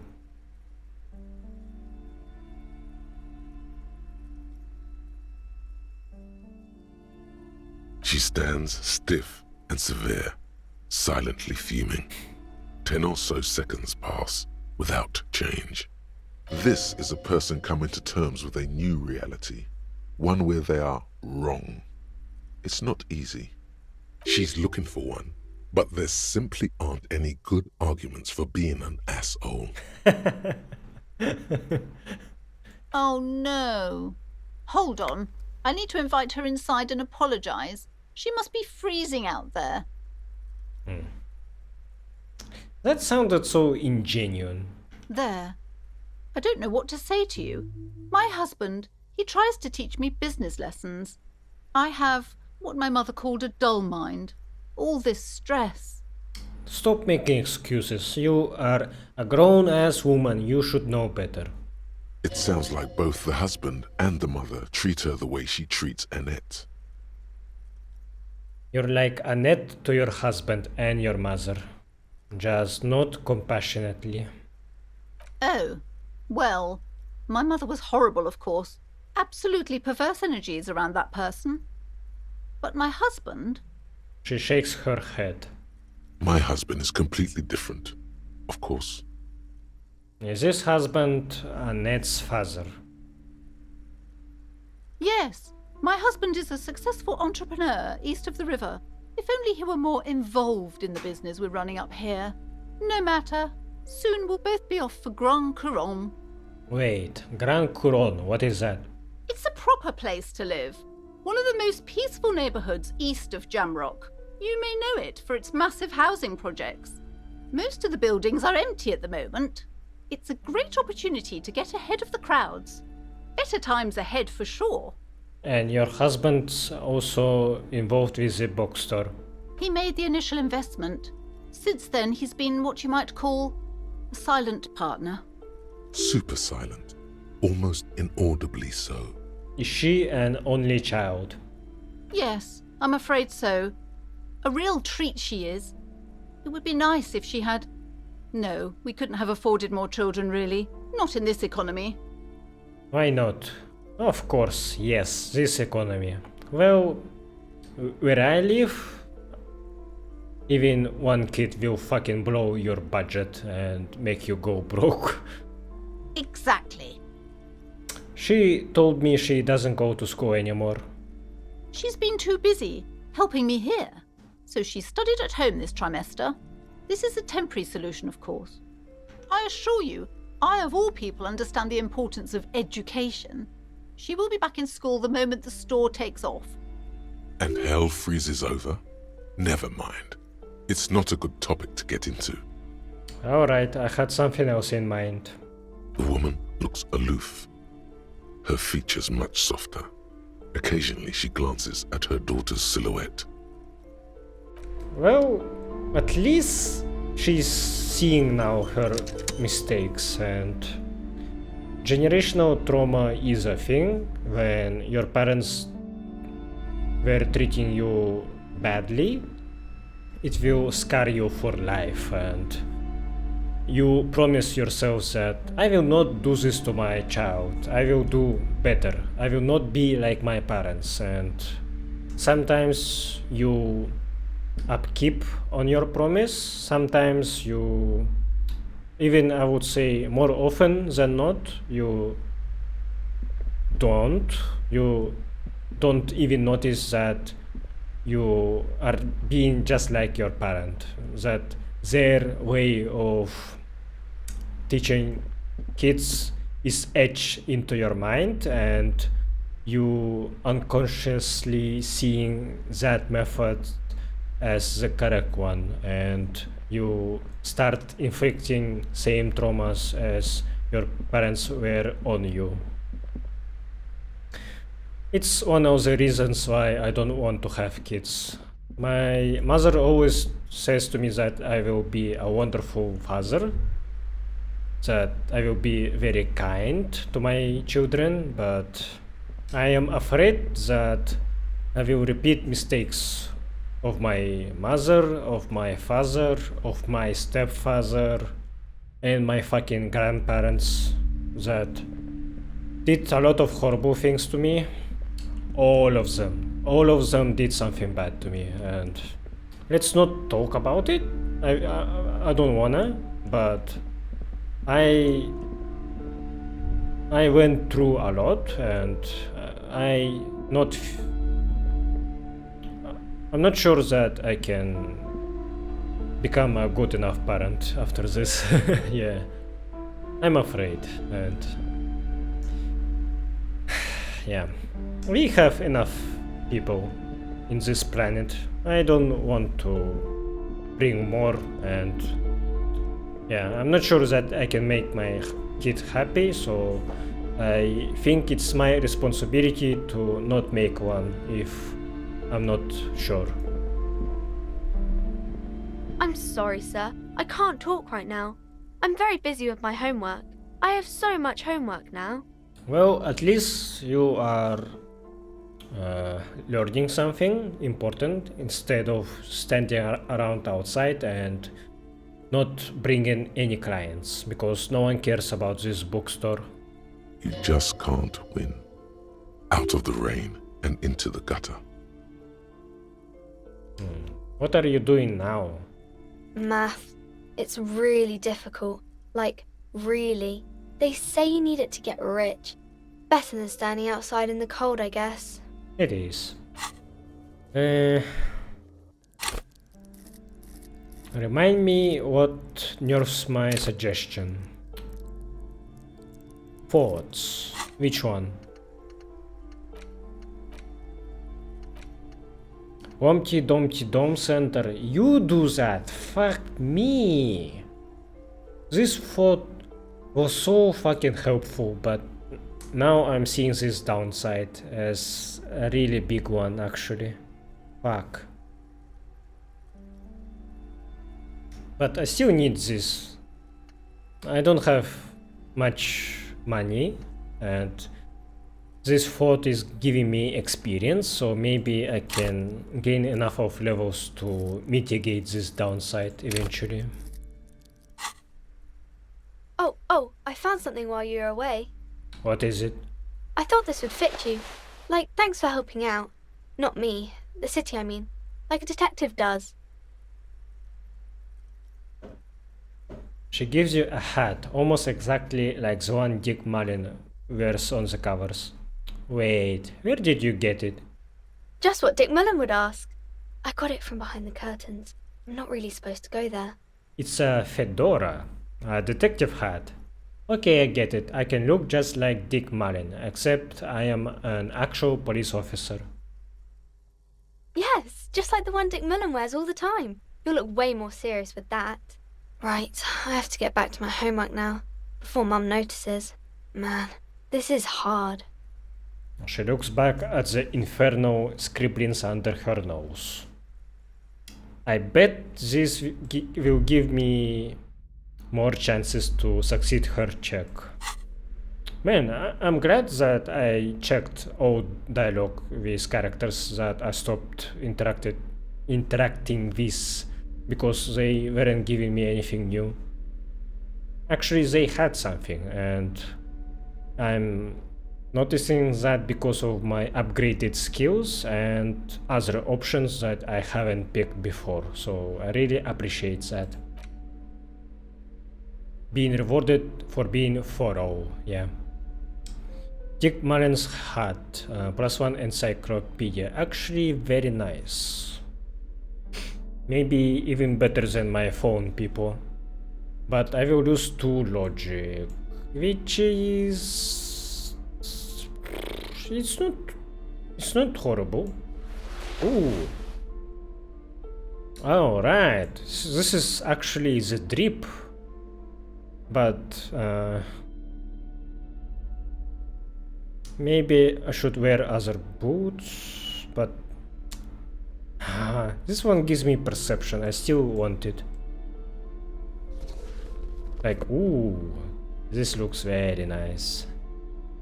But these boots have no effect, so that's unfortunate. Experimental.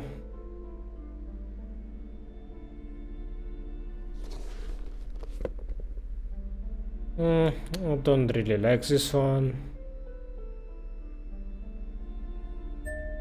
Yeah, super ugly. Well, these boots actually are not horrible. They look fine, but graphs... they kinda ruin this. Not much better. This is even worse. Yeah, I guess this is the best I can do anyway. Alright, I'm losing full 2 logic, right? That's fine. Hi, Ace Detective. Are you here for more books? What are you missing here? Why does this feel familiar? Because you know each other. She's been talking to you so openly because you've talked before. Hang on, so you know me, we have met before. On second thought, maybe I shouldn't remember. Maybe there is a reason I forgot. Yes, I used to stand out there all the time, before Mother told me to focus on my homework. Oh, updated dialogue because of the changed situation.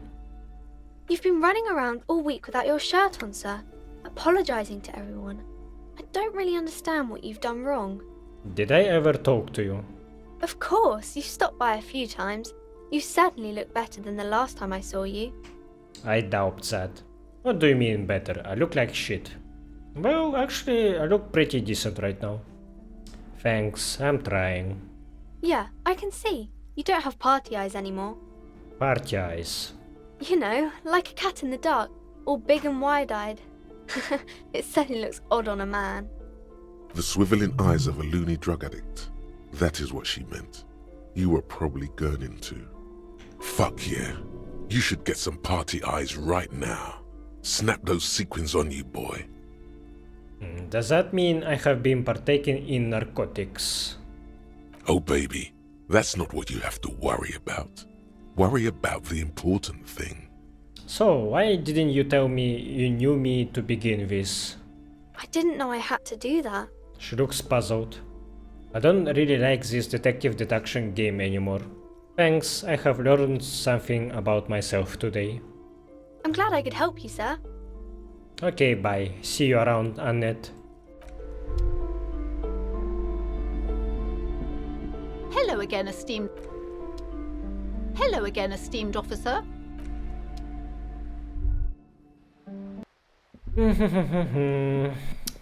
What can I try again then? Maybe Kuno will say something new? Fuck does Kuno care the fuck about it? Kuno's fuck. He's trying to hide the fact that he doesn't know. I meant who he was before he died. Kuno knows what you meant. Kuno's not a snitch, that's all. Trying to make Kuno sing into the popo phone. Probably climbed. You heard Kuno. The city's too large for him to have left. But he wasn't here either. So where was he? Oh, okay. Where did you go then? I don't know. Some fucking... He looks around trying to come up with something. Remember Night City, pigfuck? Kuno was in fucking Night City getting shit done. What the fuck, Kuno? Stop being so fucking lame! Okay, about the dead body. Yeah, Kuno didn't smoke him if that's what you mean. Thanks, Kuno. That's one name you can now cross off the list. Just a lone pig trying to... Yeah, you tell the faggoty... Looks like you're a faggoty now. Fuck are you talking about? What? He says you're stupid, Kuno. They want to make you stupid again. Yes, that's what I'm saying. You're stupid. I hate words too. Words are fucking shit. Make you stupid. Kuno's got his own words now. Kuno words. Has Kuno been to some kind of school? Probably a school for children with behavioral difficulties. Kuno, shouldn't you be at school or something? I have behavioral difficulties too. Watch out, Kuno. He's trying to relate to you. Kuno doesn't give a shit about your handicap. Get a wheelchair or something. Kuno doesn't care. You're testing... Get lost, Yeah? The kingdom of the fuck? A mug in the trash? Is this about the fucking clothes again? Yeah, back out of this shit with Kuno. Back out and take your fat ass with you. Look at that fuck does Kuno... It's a trap, Kuno! Don't climb it! Yeah, whatever. Kuno, the fuck do you want? Oh, that? Kuno decapitates pigs. That's just a Kuno demo tape. Were you trying to send me a message of some sort? Yeah. Watch your ass in Kuno's town, or Kuno's gonna fuck your head off. It's a vitamin pig. You could use some. Okay, whatever. You fucking need that shit to stay on top of your game. Kuno grows through like a tube a day, and you look like you could use a battle. Oh, don't teach him, Kuno! He's gonna use it against you, Kuno! Come on, it's just magnesium, don't mystify it. You're not getting this, pig. It completely takes away the hangover. It's like you didn't do anything. Like you stayed home playing with your choo-choo. Fuck you, pig! Don't do mag! You're gonna OD and you're gonna fucking die! Good call, Pigmeister. Kuno doesn't fucking care. There are 8 pairs. You won't get far without the lieutenant here to bounce thoughts off of. Where could he be right now? The asphalt passing underneath the front wheels of his motor carriage at a high speed. Oh, cool. Esprit de Corp kinda gives me information on what is Kim doing without me. Alright, what else I can check? Oh, what is that?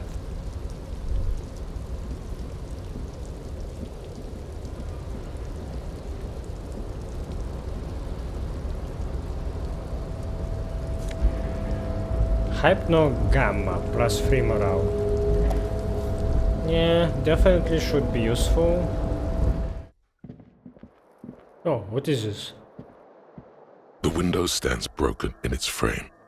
Cold wind blows in. Look out. You see some lights shimmering outside, but it's difficult to make out the outlines of the buildings below. Dark phantoms with many tiny eyes, chaotically arranged and not looking at you. Access the damage. The shards face outward. Whatever broke this window came from the inside.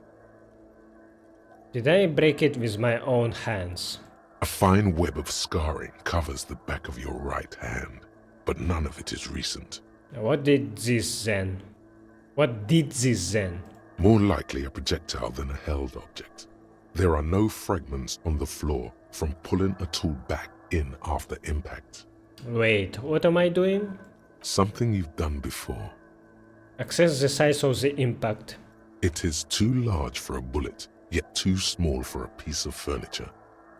You're looking for something heavy and larger than your fist. Yeah, it was my boot. The shoe you found on the balcony fits the hole almost as well as your foot. It would have also been heavy enough if thrown with force. Congratulations, you smashed the window with your own shoe. I guess this could have been the first visual calculus check you can do in the game, if your perception was good enough from the start. Maybe it wasn't me. I'm sure I had a good reason for it. Maybe I was trying to hit someone. What a stupid thing to do. Pretty much. But hey, at least you found your shoe. Not that it will keep you warm at night. You clearly see footprints in the down large prints. One person has been here. They've gone back and forth. The tips point both ways. This print is unlike one left by a regular one. Shoe size is 41 to 42, maybe 43. It could be a large-footed woman or a small to average-footed man. This is, unfortunately, the worst, most vague shoe size there is. One person went back and forth. The footprints go up the length of the room and back down. That is all they do. This print doesn't look like that odd soul. The footprints are of one type. They do not congratulate you for correctly recognizing what type they are not. This doesn't look like the worker's boots from the hanging, does it? The footprints do not speak. They simply exist here, a product of the dust, just as the footprints outside are a product of the mud. and apparently different shoes. The footprints are still there. They have told their story. A lorry, the smell of cigarettes. There's something odd about the passenger seat. The seating fabric has been pulled tight over the lower side of the seat. A metallic drawer slides out from the seat. It's an issue. It looks like these formulas look oddly adapted. A high-quality radio transmitter to emit this frequency may make it powerful enough to transmit a signal from Acele to Soona. But that's just a guess. Oh, that was something new. A godly encyclopedia check. Damn. I should try everything. Pull out toolbox. Everything that I did before. These, one of them. There's definitely perfume in the air. It's spicy, with a hint of Evrart, wafting through the bitter air of the cabin. Stop and wonder, what is that smell? The remnants of a sweet juniper-scented perfume. Probably granate number 5. Okay, so we need to confirm that Ruby smells of that perfume. The actresses, and these, one of them. There's definitely, the actress is, this is, she wasted away. Oh, wait. And the rear actor, all smiling. Lorry driver was fond of women, right? So, yeah, it's definitely Ruby. If Gracia wasn't lying about her. Looks like the peculiar. It has to be an advanced model to fit so many frequencies next to each other without blending them together. Why would anyone need so many radio stations? Unclear. For contacting an entire fleet of lorries, for example. This must be the nerve center of a well-organized operation. Is there anything I can do with the radio? Not without the dial key, no. The smell of 1,000 cigarettes. Voila. A stack of neat, this large toll booths. There, hundreds of thousands of motor carriages roar on the 881. High above the massive brown and red roofs, that is Jamrock. The commuters don't even look down. The world ceases to exist outside the windshield. Where does the road lead? To Kuron, through the middle-income neighborhoods there, by the river, and then to Stella Maris and La Delta for work, while the men and women of Jamrock scuttle to their fates below the road. The stack of maps looks to close the rusty.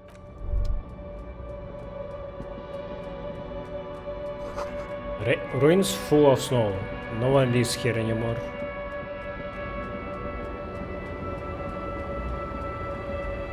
Oh, did I get a point? Ooh, I didn't even notice. Alright. More suggestion.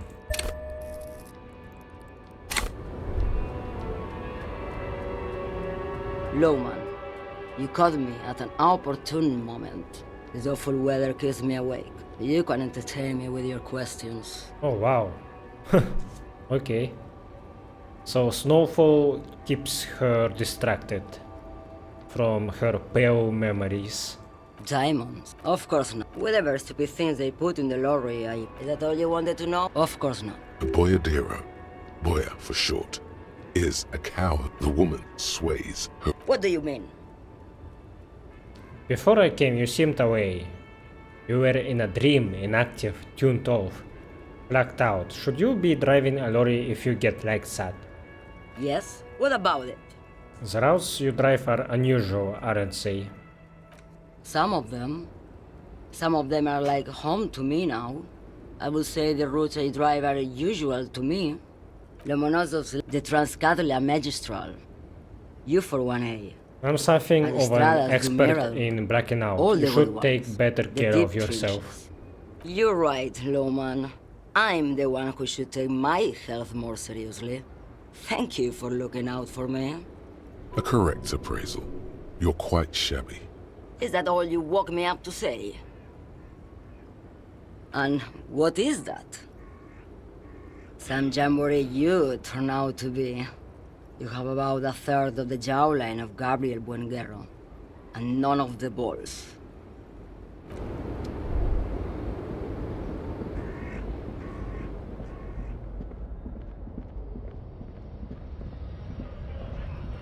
A lorry stuck. The windows, fumes of heavy fuel oil waft over you, making your eyes sting.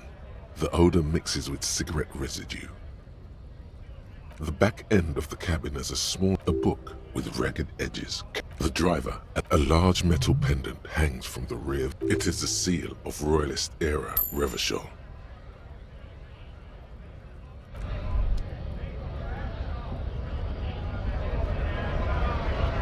Right to work! Free flow of commerce! Fucking bug. You hear a tiny rattle, a small radio, cracking somewhere. An earpiece. I'm going to interpret that as a yes. There's a tribunal. How about you fuck off now, huh?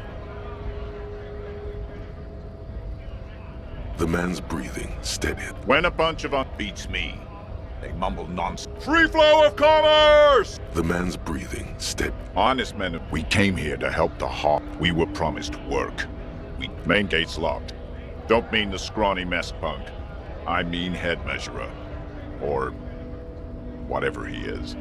Wait, you can't get by Measurehead? But I got by Measurehead. I kicked him in the face. Yeah, I saw your ballerina moves up there. In a real fight, these acrobatics will get you killed faster than a bullet.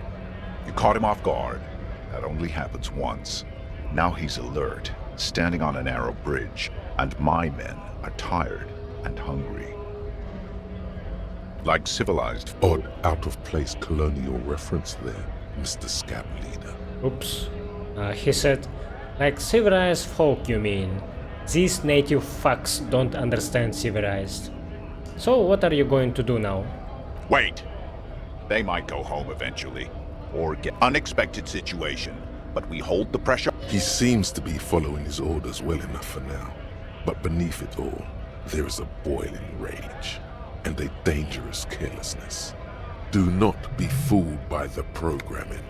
There is a precarious balance inside him, keeping him in check. But it's shaky as hell, and he's tired of it all.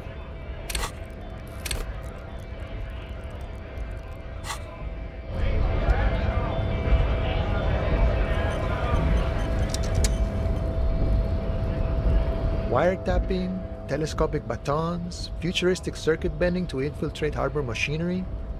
Maybe you could even knock that Kowalson crane over using some remote controls. Los Ardis? They're sort of like... Is he actually comparing? Come on. He's just trying to... Why not? Must be nice being something else for a change. We're negotiating. Aye. This stuff, they already covered.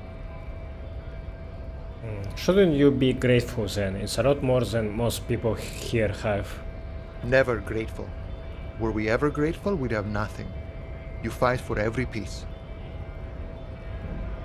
The man whispers a jaunty tune. Call me Mañana. Mañana's not a given name for certain. I'm not. I'm Bacholiero. Not all masks have the mask look either, you know. Things in the real world are a bit more fluid. Stuff ain't always what it appears to be. So, it's a nom de guerre. A nom de guerre would be more like Guerra Mañana. Then realizes something. Now that we are getting so well acquainted, what's your name? Okay, I think might be Harry. Harry. It's cool, but I'm sure you could come up with something even cooler. Inland Empire check. +4 heard story from Idiot Doom Spiral. You are Harry, -1. Something golden, a wildfire. Okay, I have a name for myself. It's... Your mind can only conjure up Hunk Handy, Fake Valdez, Bosco. You might want to decide to keep quiet about these. It's, Harry. I can't do it, I'm sorry. Actually, I don't have a name.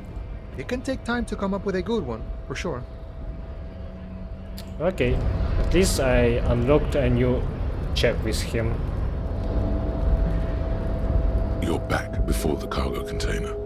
Its drawer has not lessened since you were last here. If anything, it seems to have grown slightly. Precarious World gave me +1. Do I have anything for rhetoric? I don't think so actually, but let's check anyway. Ah, I do. Shit.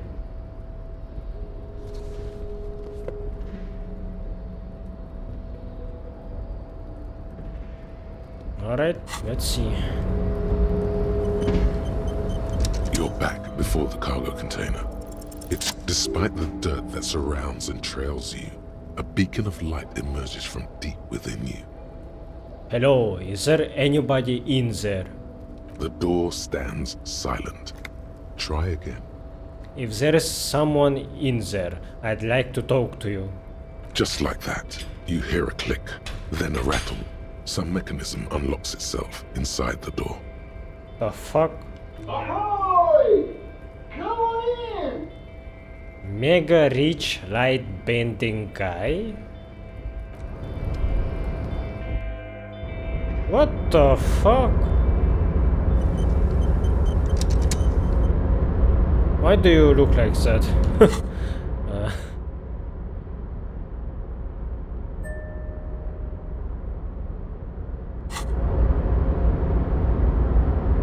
The man stands at the far end of the shipping container. It's hard to say anything more about him. You cannot make out any of his details, but you do feel the overwhelming presence of capital. The feeling causes all the hairs on your body to stand at attention, like soldiers preparing for review. Squint. Cover your eyes. Something's amiss. The light beams bend around his face and scatter in 1,000 directions. It seems the laws of physics do not apply here. They are suspended, distorted, and echo. Trying to visualize the physics at play is liable to give you an aneurysm. Don't think about it too hard. Holy, that was a 20 visual calculus check. Holy shit, that's why I wanted to have 20 drama. So sometimes you do have these impossible checks. Shit. Okay.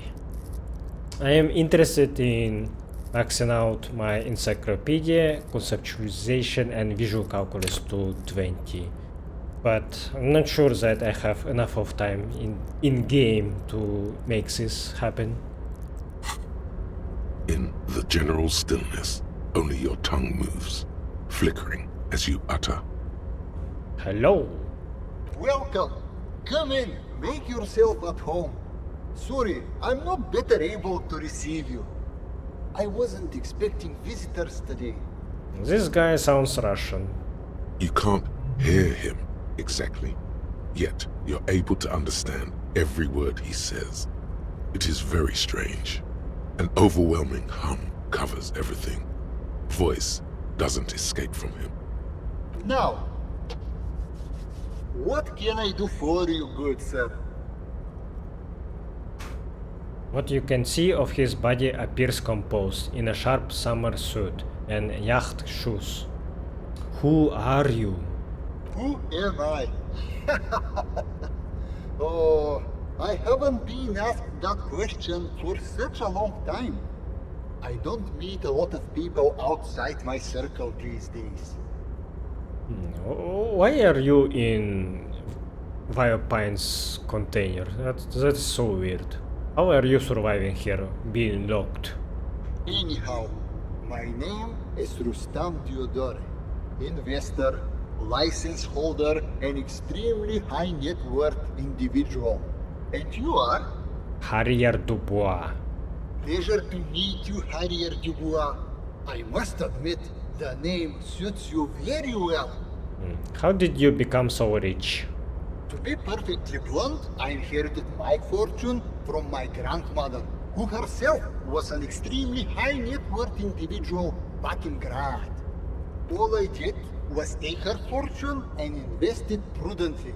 Believe it or not, it takes more than a bit of skill not to blow a vast fortune on sailing boats, bad choices, and unsupervised state policy. Actually, at the level this guy is, it takes several generations to do that. But, alright.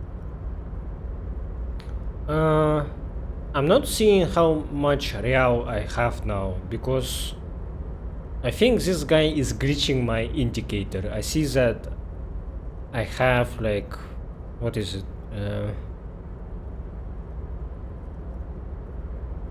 15 millions of real. I guess this is his net worth. What is it like being an extremely high net worth individual? I gotta tell you, at first, being rich is a lot of work. You've got to work hard because everything's so darn expensive. You know, prices increase exponentially at this income level. But then, once you've reached my position, it's nearly impossible for me not to make money. My assets are so diversified that I'm bound to come out ahead no matter what. Some of my lower net worth friends say to me, but doesn't that take all the fun out of it? And I tell them, not really. You're right, capital accumulation is its own reward. Don't you think that you should use your great wealth for the glory of your fatherland? You are a thief. People out there are working their asses off while you chill here. It's great that you have done so well for yourself, but don't you think you owe some of that wealth to the rest of society? Cool, I don't even have any interesting replies.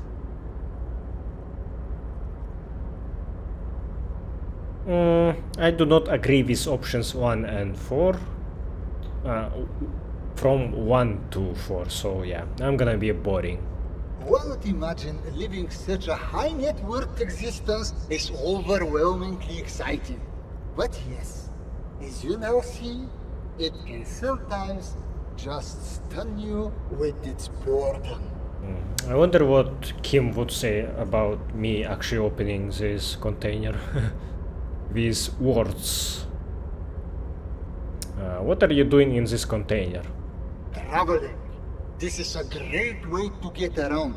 It's fun, it's safe, and it gives me lots of time to think. By the way, let me now ask you a question. Where are we exactly? In the very, very early days of colonizing this archipelago, the kingdom of Sirens, a precursor of a modern Sur-la-Clay, used to own the city of Revachol, an obscure detail in the bigger picture, but still worth dropping. It shows me that my encyclopedia is almost maximized. It's 19, but is that... it's from my clothes. Okay, makes sense. We are in Revachol, formerly a colony of the Kingdom of Suresne. We are in Martinez, a district of Revachol, the former capital of the world. We are in Martinez. There is a pretty good hostel here, called the Whirling in Rags. We are in Martinez. There is a cool church here. We are in Martinez. There is a creepy abandoned commercial area here. I really don't know. A fellow history buff. I myself am currently reading up on Franco-Nigerian era trains. Very interesting stuff. It's a shame I can't get out and explore myself. One of the downsides of being an extremely high net worth individual is that mobs of low net worth individuals are constantly banding together to ask for money. Maybe Union even doesn't know that they are transporting this guy. Wait, why don't you help them? You've got so much money, it can't make a difference to you. There simply aren't enough hours a day to hand out all the handouts. It's like feeding seagulls. There are always more, and they never seem to do anything interesting with it, except more seagulls. Spending money is a matter of desire. I'm sure you agree. I don't have the desire for spending it like that. So you travel from place to place via shipping container. Smart, no? It also provides a means to hide from all the targeted advertising we extremely high net worth individuals are constantly subjected to. Luxury yachts, high fidelity portable radio systems, fail-proof outerwear, and so on. It just gets a bit middle class after a while. A bit bourgeois. Fail-proof outerwear. That sounds like a scam. I'm sure no one invented that. Ah, so you're saying being rich isn't worth the hassle. Those things all sound pretty nice. Yes, that does sound pretty tiresome.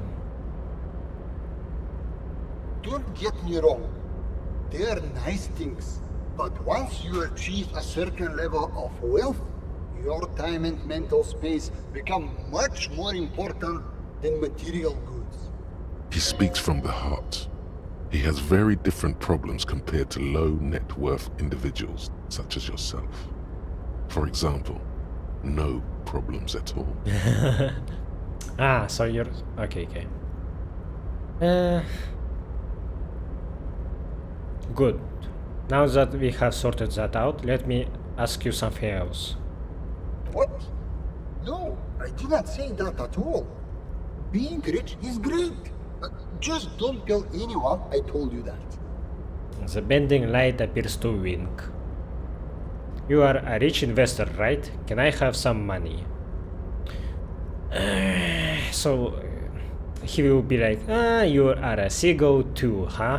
And okay, let's try this. Sure. Let me check my pockets. As you may know, us high net worth individuals do not have a lot of cash on hand. Investments and liquidity are enemies of one another. I think I only have coins for coffee machines. Here is 3 real. How much can you get for this? It gets me almost nothing. Thank you for your kindness. You're welcome. You know... His eyes narrow, the light seems to bend more aggressively, and his voice filter didn't work this time. Maybe you can make that money grow. Come up with an investment plan. How's that sound? This is a proposal, not a question. These ultra-liberal types love losing huge sums of money on ludicrous proposals. Ergo, you should come up with a plan that's totally dead in the water.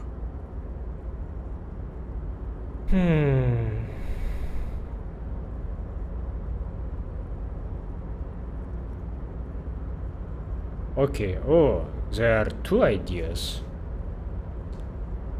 Present a sound investment plan. Present an investment plan that is sure to fail.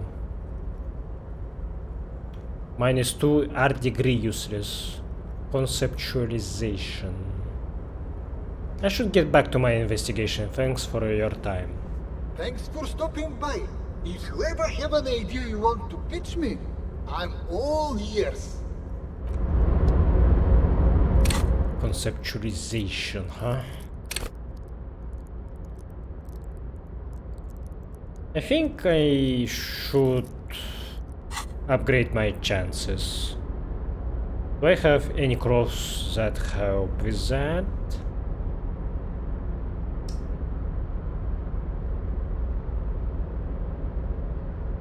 Yeah, I don't think I should try these checks for now. Oh, this one actually helps me. Because of this being a red check, yeah, I'm scared of failing it right now. I have 2 conceptualization upgrades actually. Let's see.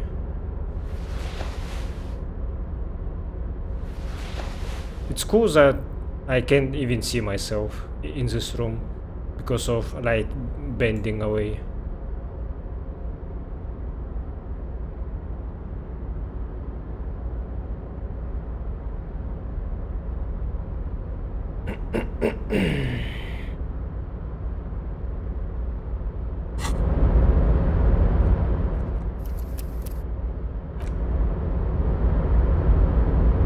Welcome back, friend.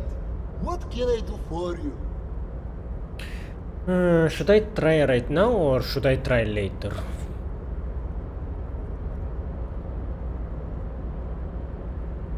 Fuck it. Deploying high concept buzzword generator. All systems functional. Ready to engage in 3, 2, 1. It's time to disrupt the future. You've got to stay lean, innovative, and focus on what matters most. The children. You should invest in a youth center. A youth center, huh? What kind of youth center? A place to teach them practical skills like teamwork and self-discipline. Come on, tell him what he wants to hear. One dedicated to instilling liberal economic values in children from low net worth families. One to inspire the future leaders of tomorrow to public service. You know, a regular youth center with basketball courts and stuff to teach teamwork and other emotional skills. That doesn't sound convincing. He will not like that.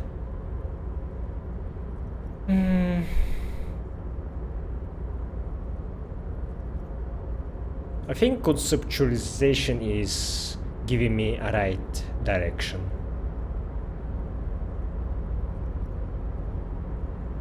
Brilliant! Without children, who'll be there to buy stuff in the future?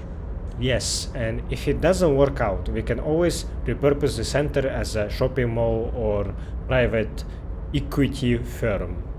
When life closes a door, it opens a window, yes? What's the expected return on this? Highly educated, work-ready human capital ready to be directed toward any number of your vast interests. With human beings, there is always a risk associated, which is why we've got to hold onto the center itself as a fallback. You're deep into ultra-liberal territory now. Good work. Shit! That's not what I wanted. No! My ultra-liberal got much higher than it was before. Very impressive. You've got a natural eye for unusual investment opportunities. Thank you. I don't normally do this without a formal pitch deck, but to hell with it. What's the point of being rich if you have to follow all the rules? Here's a round of seed funding.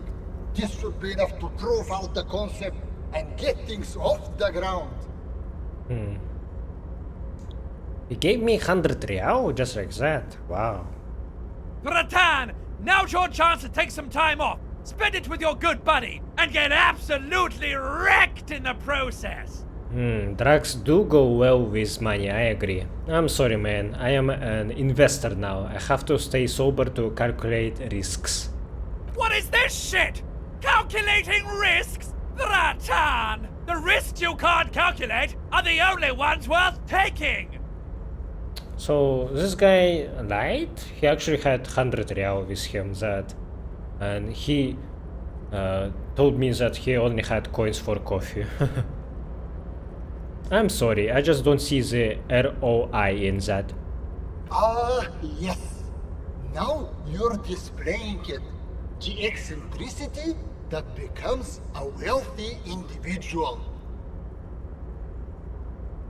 If the money saint's visage weren't wrapped in physics-defying light, you would see his approval. Thanks for the handout. Thank you for placing your unwavering trust in me. Remember, it's not a handout. It's an investment. And I expect to see returns. Oh shit. The pleasure was mine. Unfortunately, I must be away soon. The next time we meet, I'll be expecting an update on my investment. Farewell, friend, and may your peace of mind guide you to happiness. Fuck.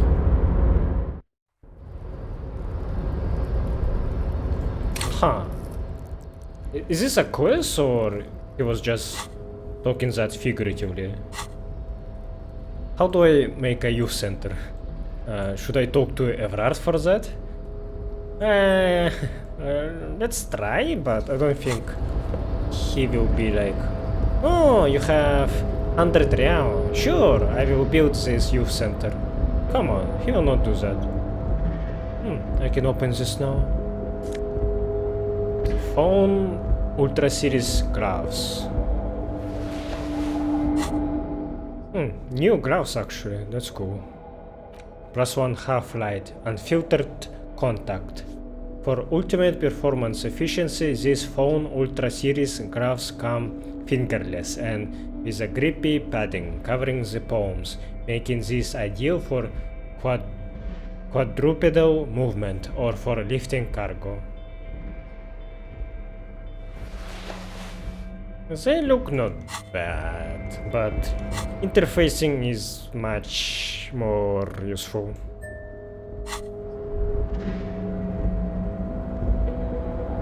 Hey Leo, can you tell me about this light painting person? Oh, hey, mister. I'm not gonna bother you with a long greeting, just like... Oh, that one. That should be empty as far as I know. Lots of containers here have nothing in them. They're just waiting to be loaded. Mr. Evrart doesn't really want me to talk to people Tell me about the guy union in the guys. container.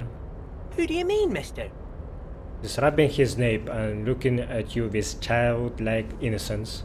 You do realize he might just be a figment of your imagination, right? But 100 real didn't appear out from the air. This guy is real.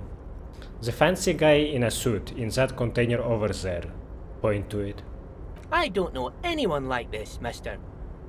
Maybe he's one of Mr. Evrat's fancy friends. He knows all kinds of fancy people with suits and purdy carriages. He really feels very uncomfortable discussing matters related to Evrart with you. Sure, mister. What?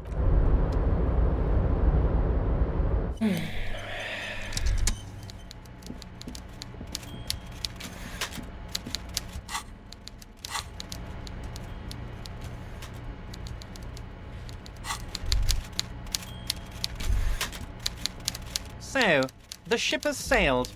Did you see it? I know you did. Tell me, what did it look like as it grew smaller and smaller when that mainsail dropped behind the horizon?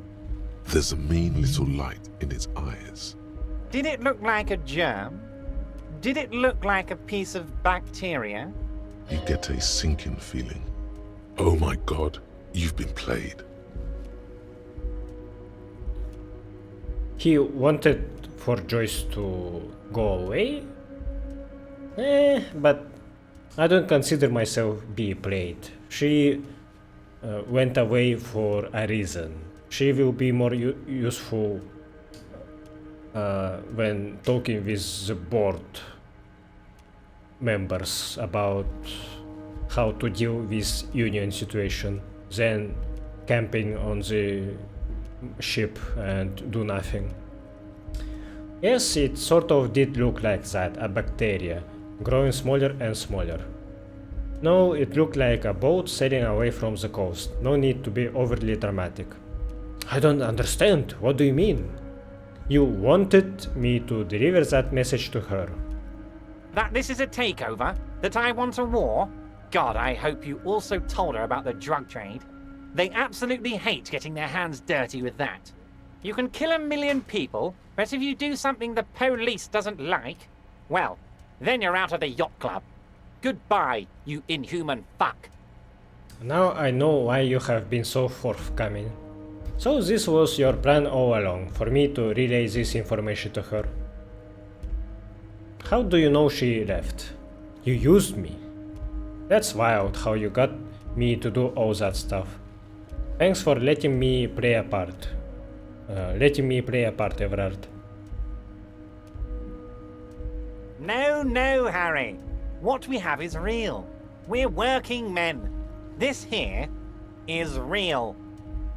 Harry. I can't see into the future. We are all playing by ear on this planet. I had no idea she'd react so strongly. But you did want me to relay info to her. I did. I knew the negotiations would go better with police officers telling her horror stories from inside the harbour. It's scarier this way. Turns out it was a magnificent strategy. I never thought it'd so fundamentally fuck her up. Harry, I bugged her cabin. I bugged her whole boat. I had cameras surveying her boat. Hell, I even wanted to bug that thermal cap. But my boys advised against it. Oh, so he heard everything? So you have been listening to our conversation all the time? Not me personally. I had guys recording and processing this information for me. The Hardy boys. Hell no! They'd fuck it up. They can't do anything right. I mean my real boys. My special task force boys. Where are these boys now? They sure as hell aren't hanging out in the open with beers in their hands for the cops to question. They're pros, Harry.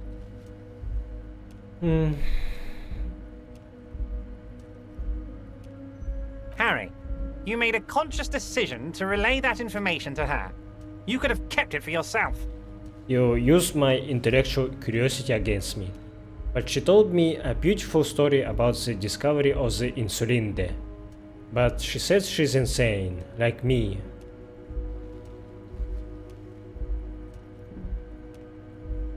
Of course she did.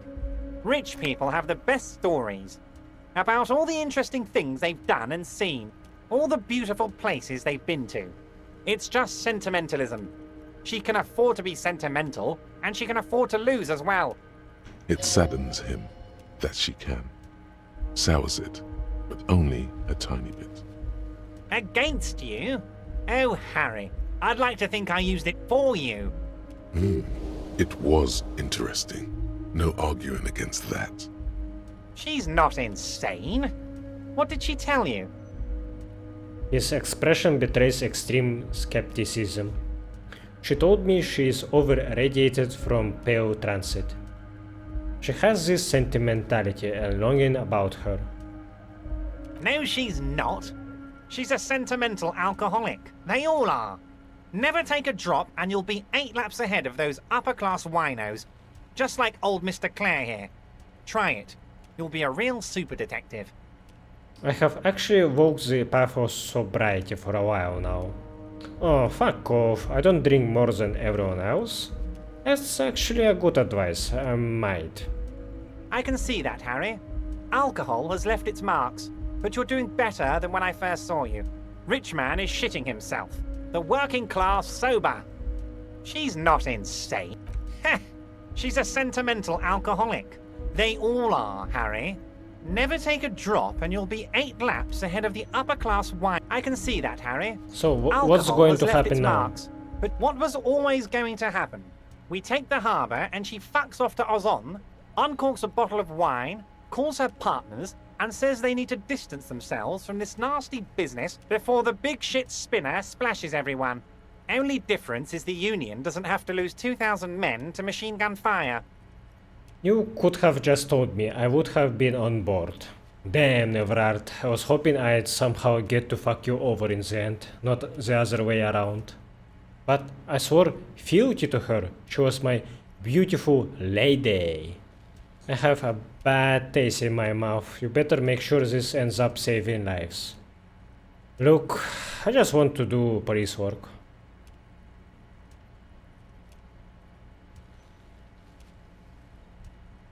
Yeah, option 4 speaks to me more, I think. That it will, Harry. That it will. As to the bad taste, please, you're not a sommelier. You're a cop. You knew something. Something big. And you wanted to see what happens when you tell someone.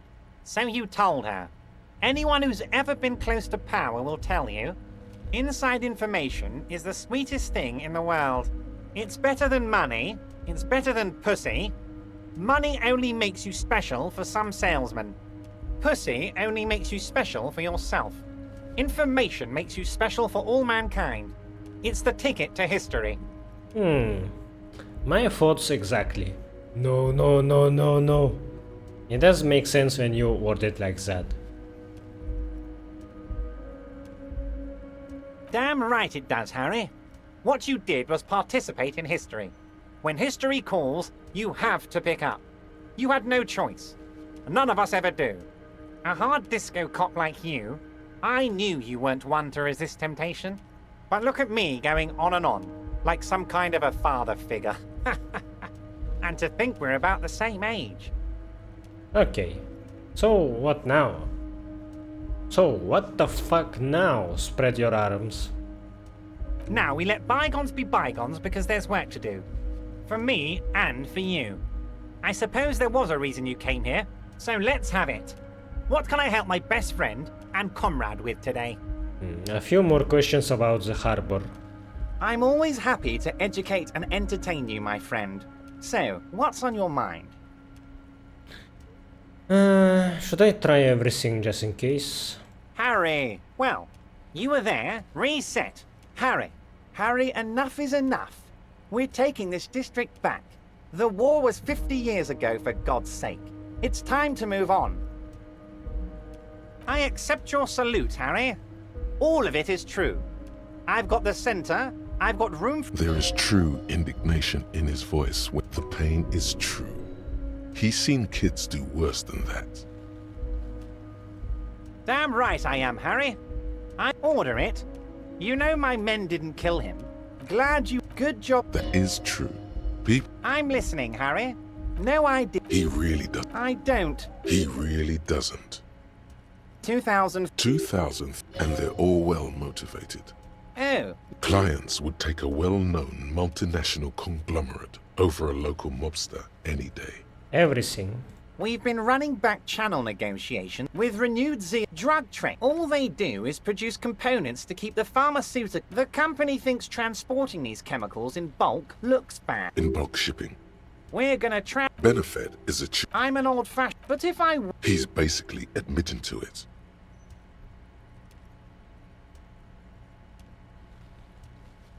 Oh, Harry, you've misunderstood.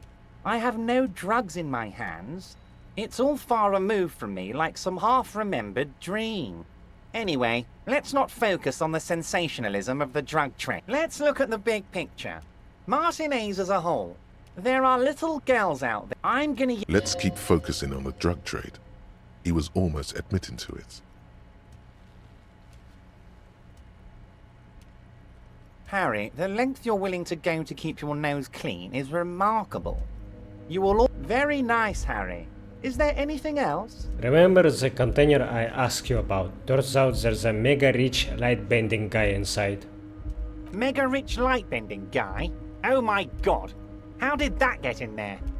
He is so rich he could get in anywhere. Slime like him must have oozed in through the cracks. He must have been in the container when someone accidentally closed the door. I don't know how he got in there. Damn it to hell, Harry! I specifically told my guys to check all the containers for mega-rich light-bending guys. Nothing can stop an innovative mind. I think he wants to take down the proletariat, Evrart. You know, some of him may have been a figment of my imagination. Honestly, Harry, we might be moving a spot of drugs through this harbor, but I won't be caught transporting the light-bending mega-rich. I have a reputation to protect. I wonder if I had Kim, then Kim would actually vouch for my story of seeing this guy. Or maybe Kim wouldn't go inside of it anyway. Yes, for God's sake, you are a socialist. The mega rich are people too. He was a nice man, gave me stock tips. Yes, the transportation of the mega rich should be more tightly regulated. Didn't seem like he was safe.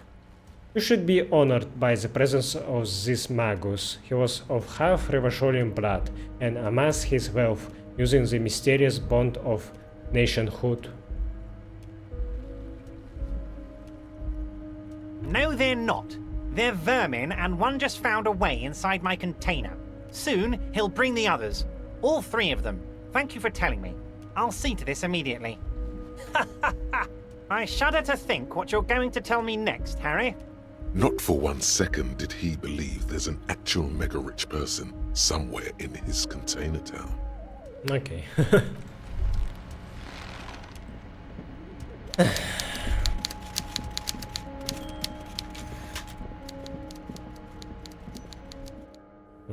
Should I buy those sneakers now? But light bending guy probably will be like, that's not why I gave you money. Like, not for shoes.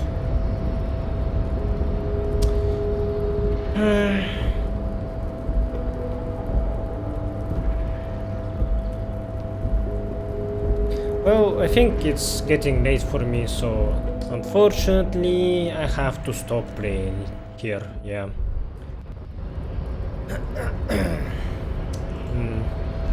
I do have some suggestion checks that I can try next time, so I'm looking forward to that.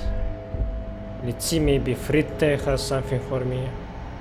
A small cabinet on the wall is filled with various medicine bottles, nasal spray. A small cabinet. I don't really know what no. Nozafed heals plus Saint Baptiste. She is right. Saint Baptiste. A colorful display. Again, I'm obliged to inform. The Pale Age, sure. No, Frit only sells legal drugs, like the law says. Pale aged vodka. It's so fucking expensive. The fuck? Could I have given this to Idiot Doom Spiral? Man, it's expensive. What do you think about it? To the left of the croissants and juice bottles, several packaged raincoats fill a low shelf. One, however, lies in the dusty floor. The one you tried and failed to steal. Look at it, detective, and be ashamed. Until you make it right by legally purchasing that raincoat, I'll make sure you feel guilty every time you see it. Alright, I will buy it. Yes, buy it, please. Don't steal it. The clerk removes the garment from the dusty floor and hands it over. A wrong has been made right. You may rest easy now. Endurance, part of Fritte's army. A transparent plastic raincoat with Fritte, sick, written on the back. The package photo shows a group of happy Rivershorians dancing in the rain. Yeah, I don't really like how it looks.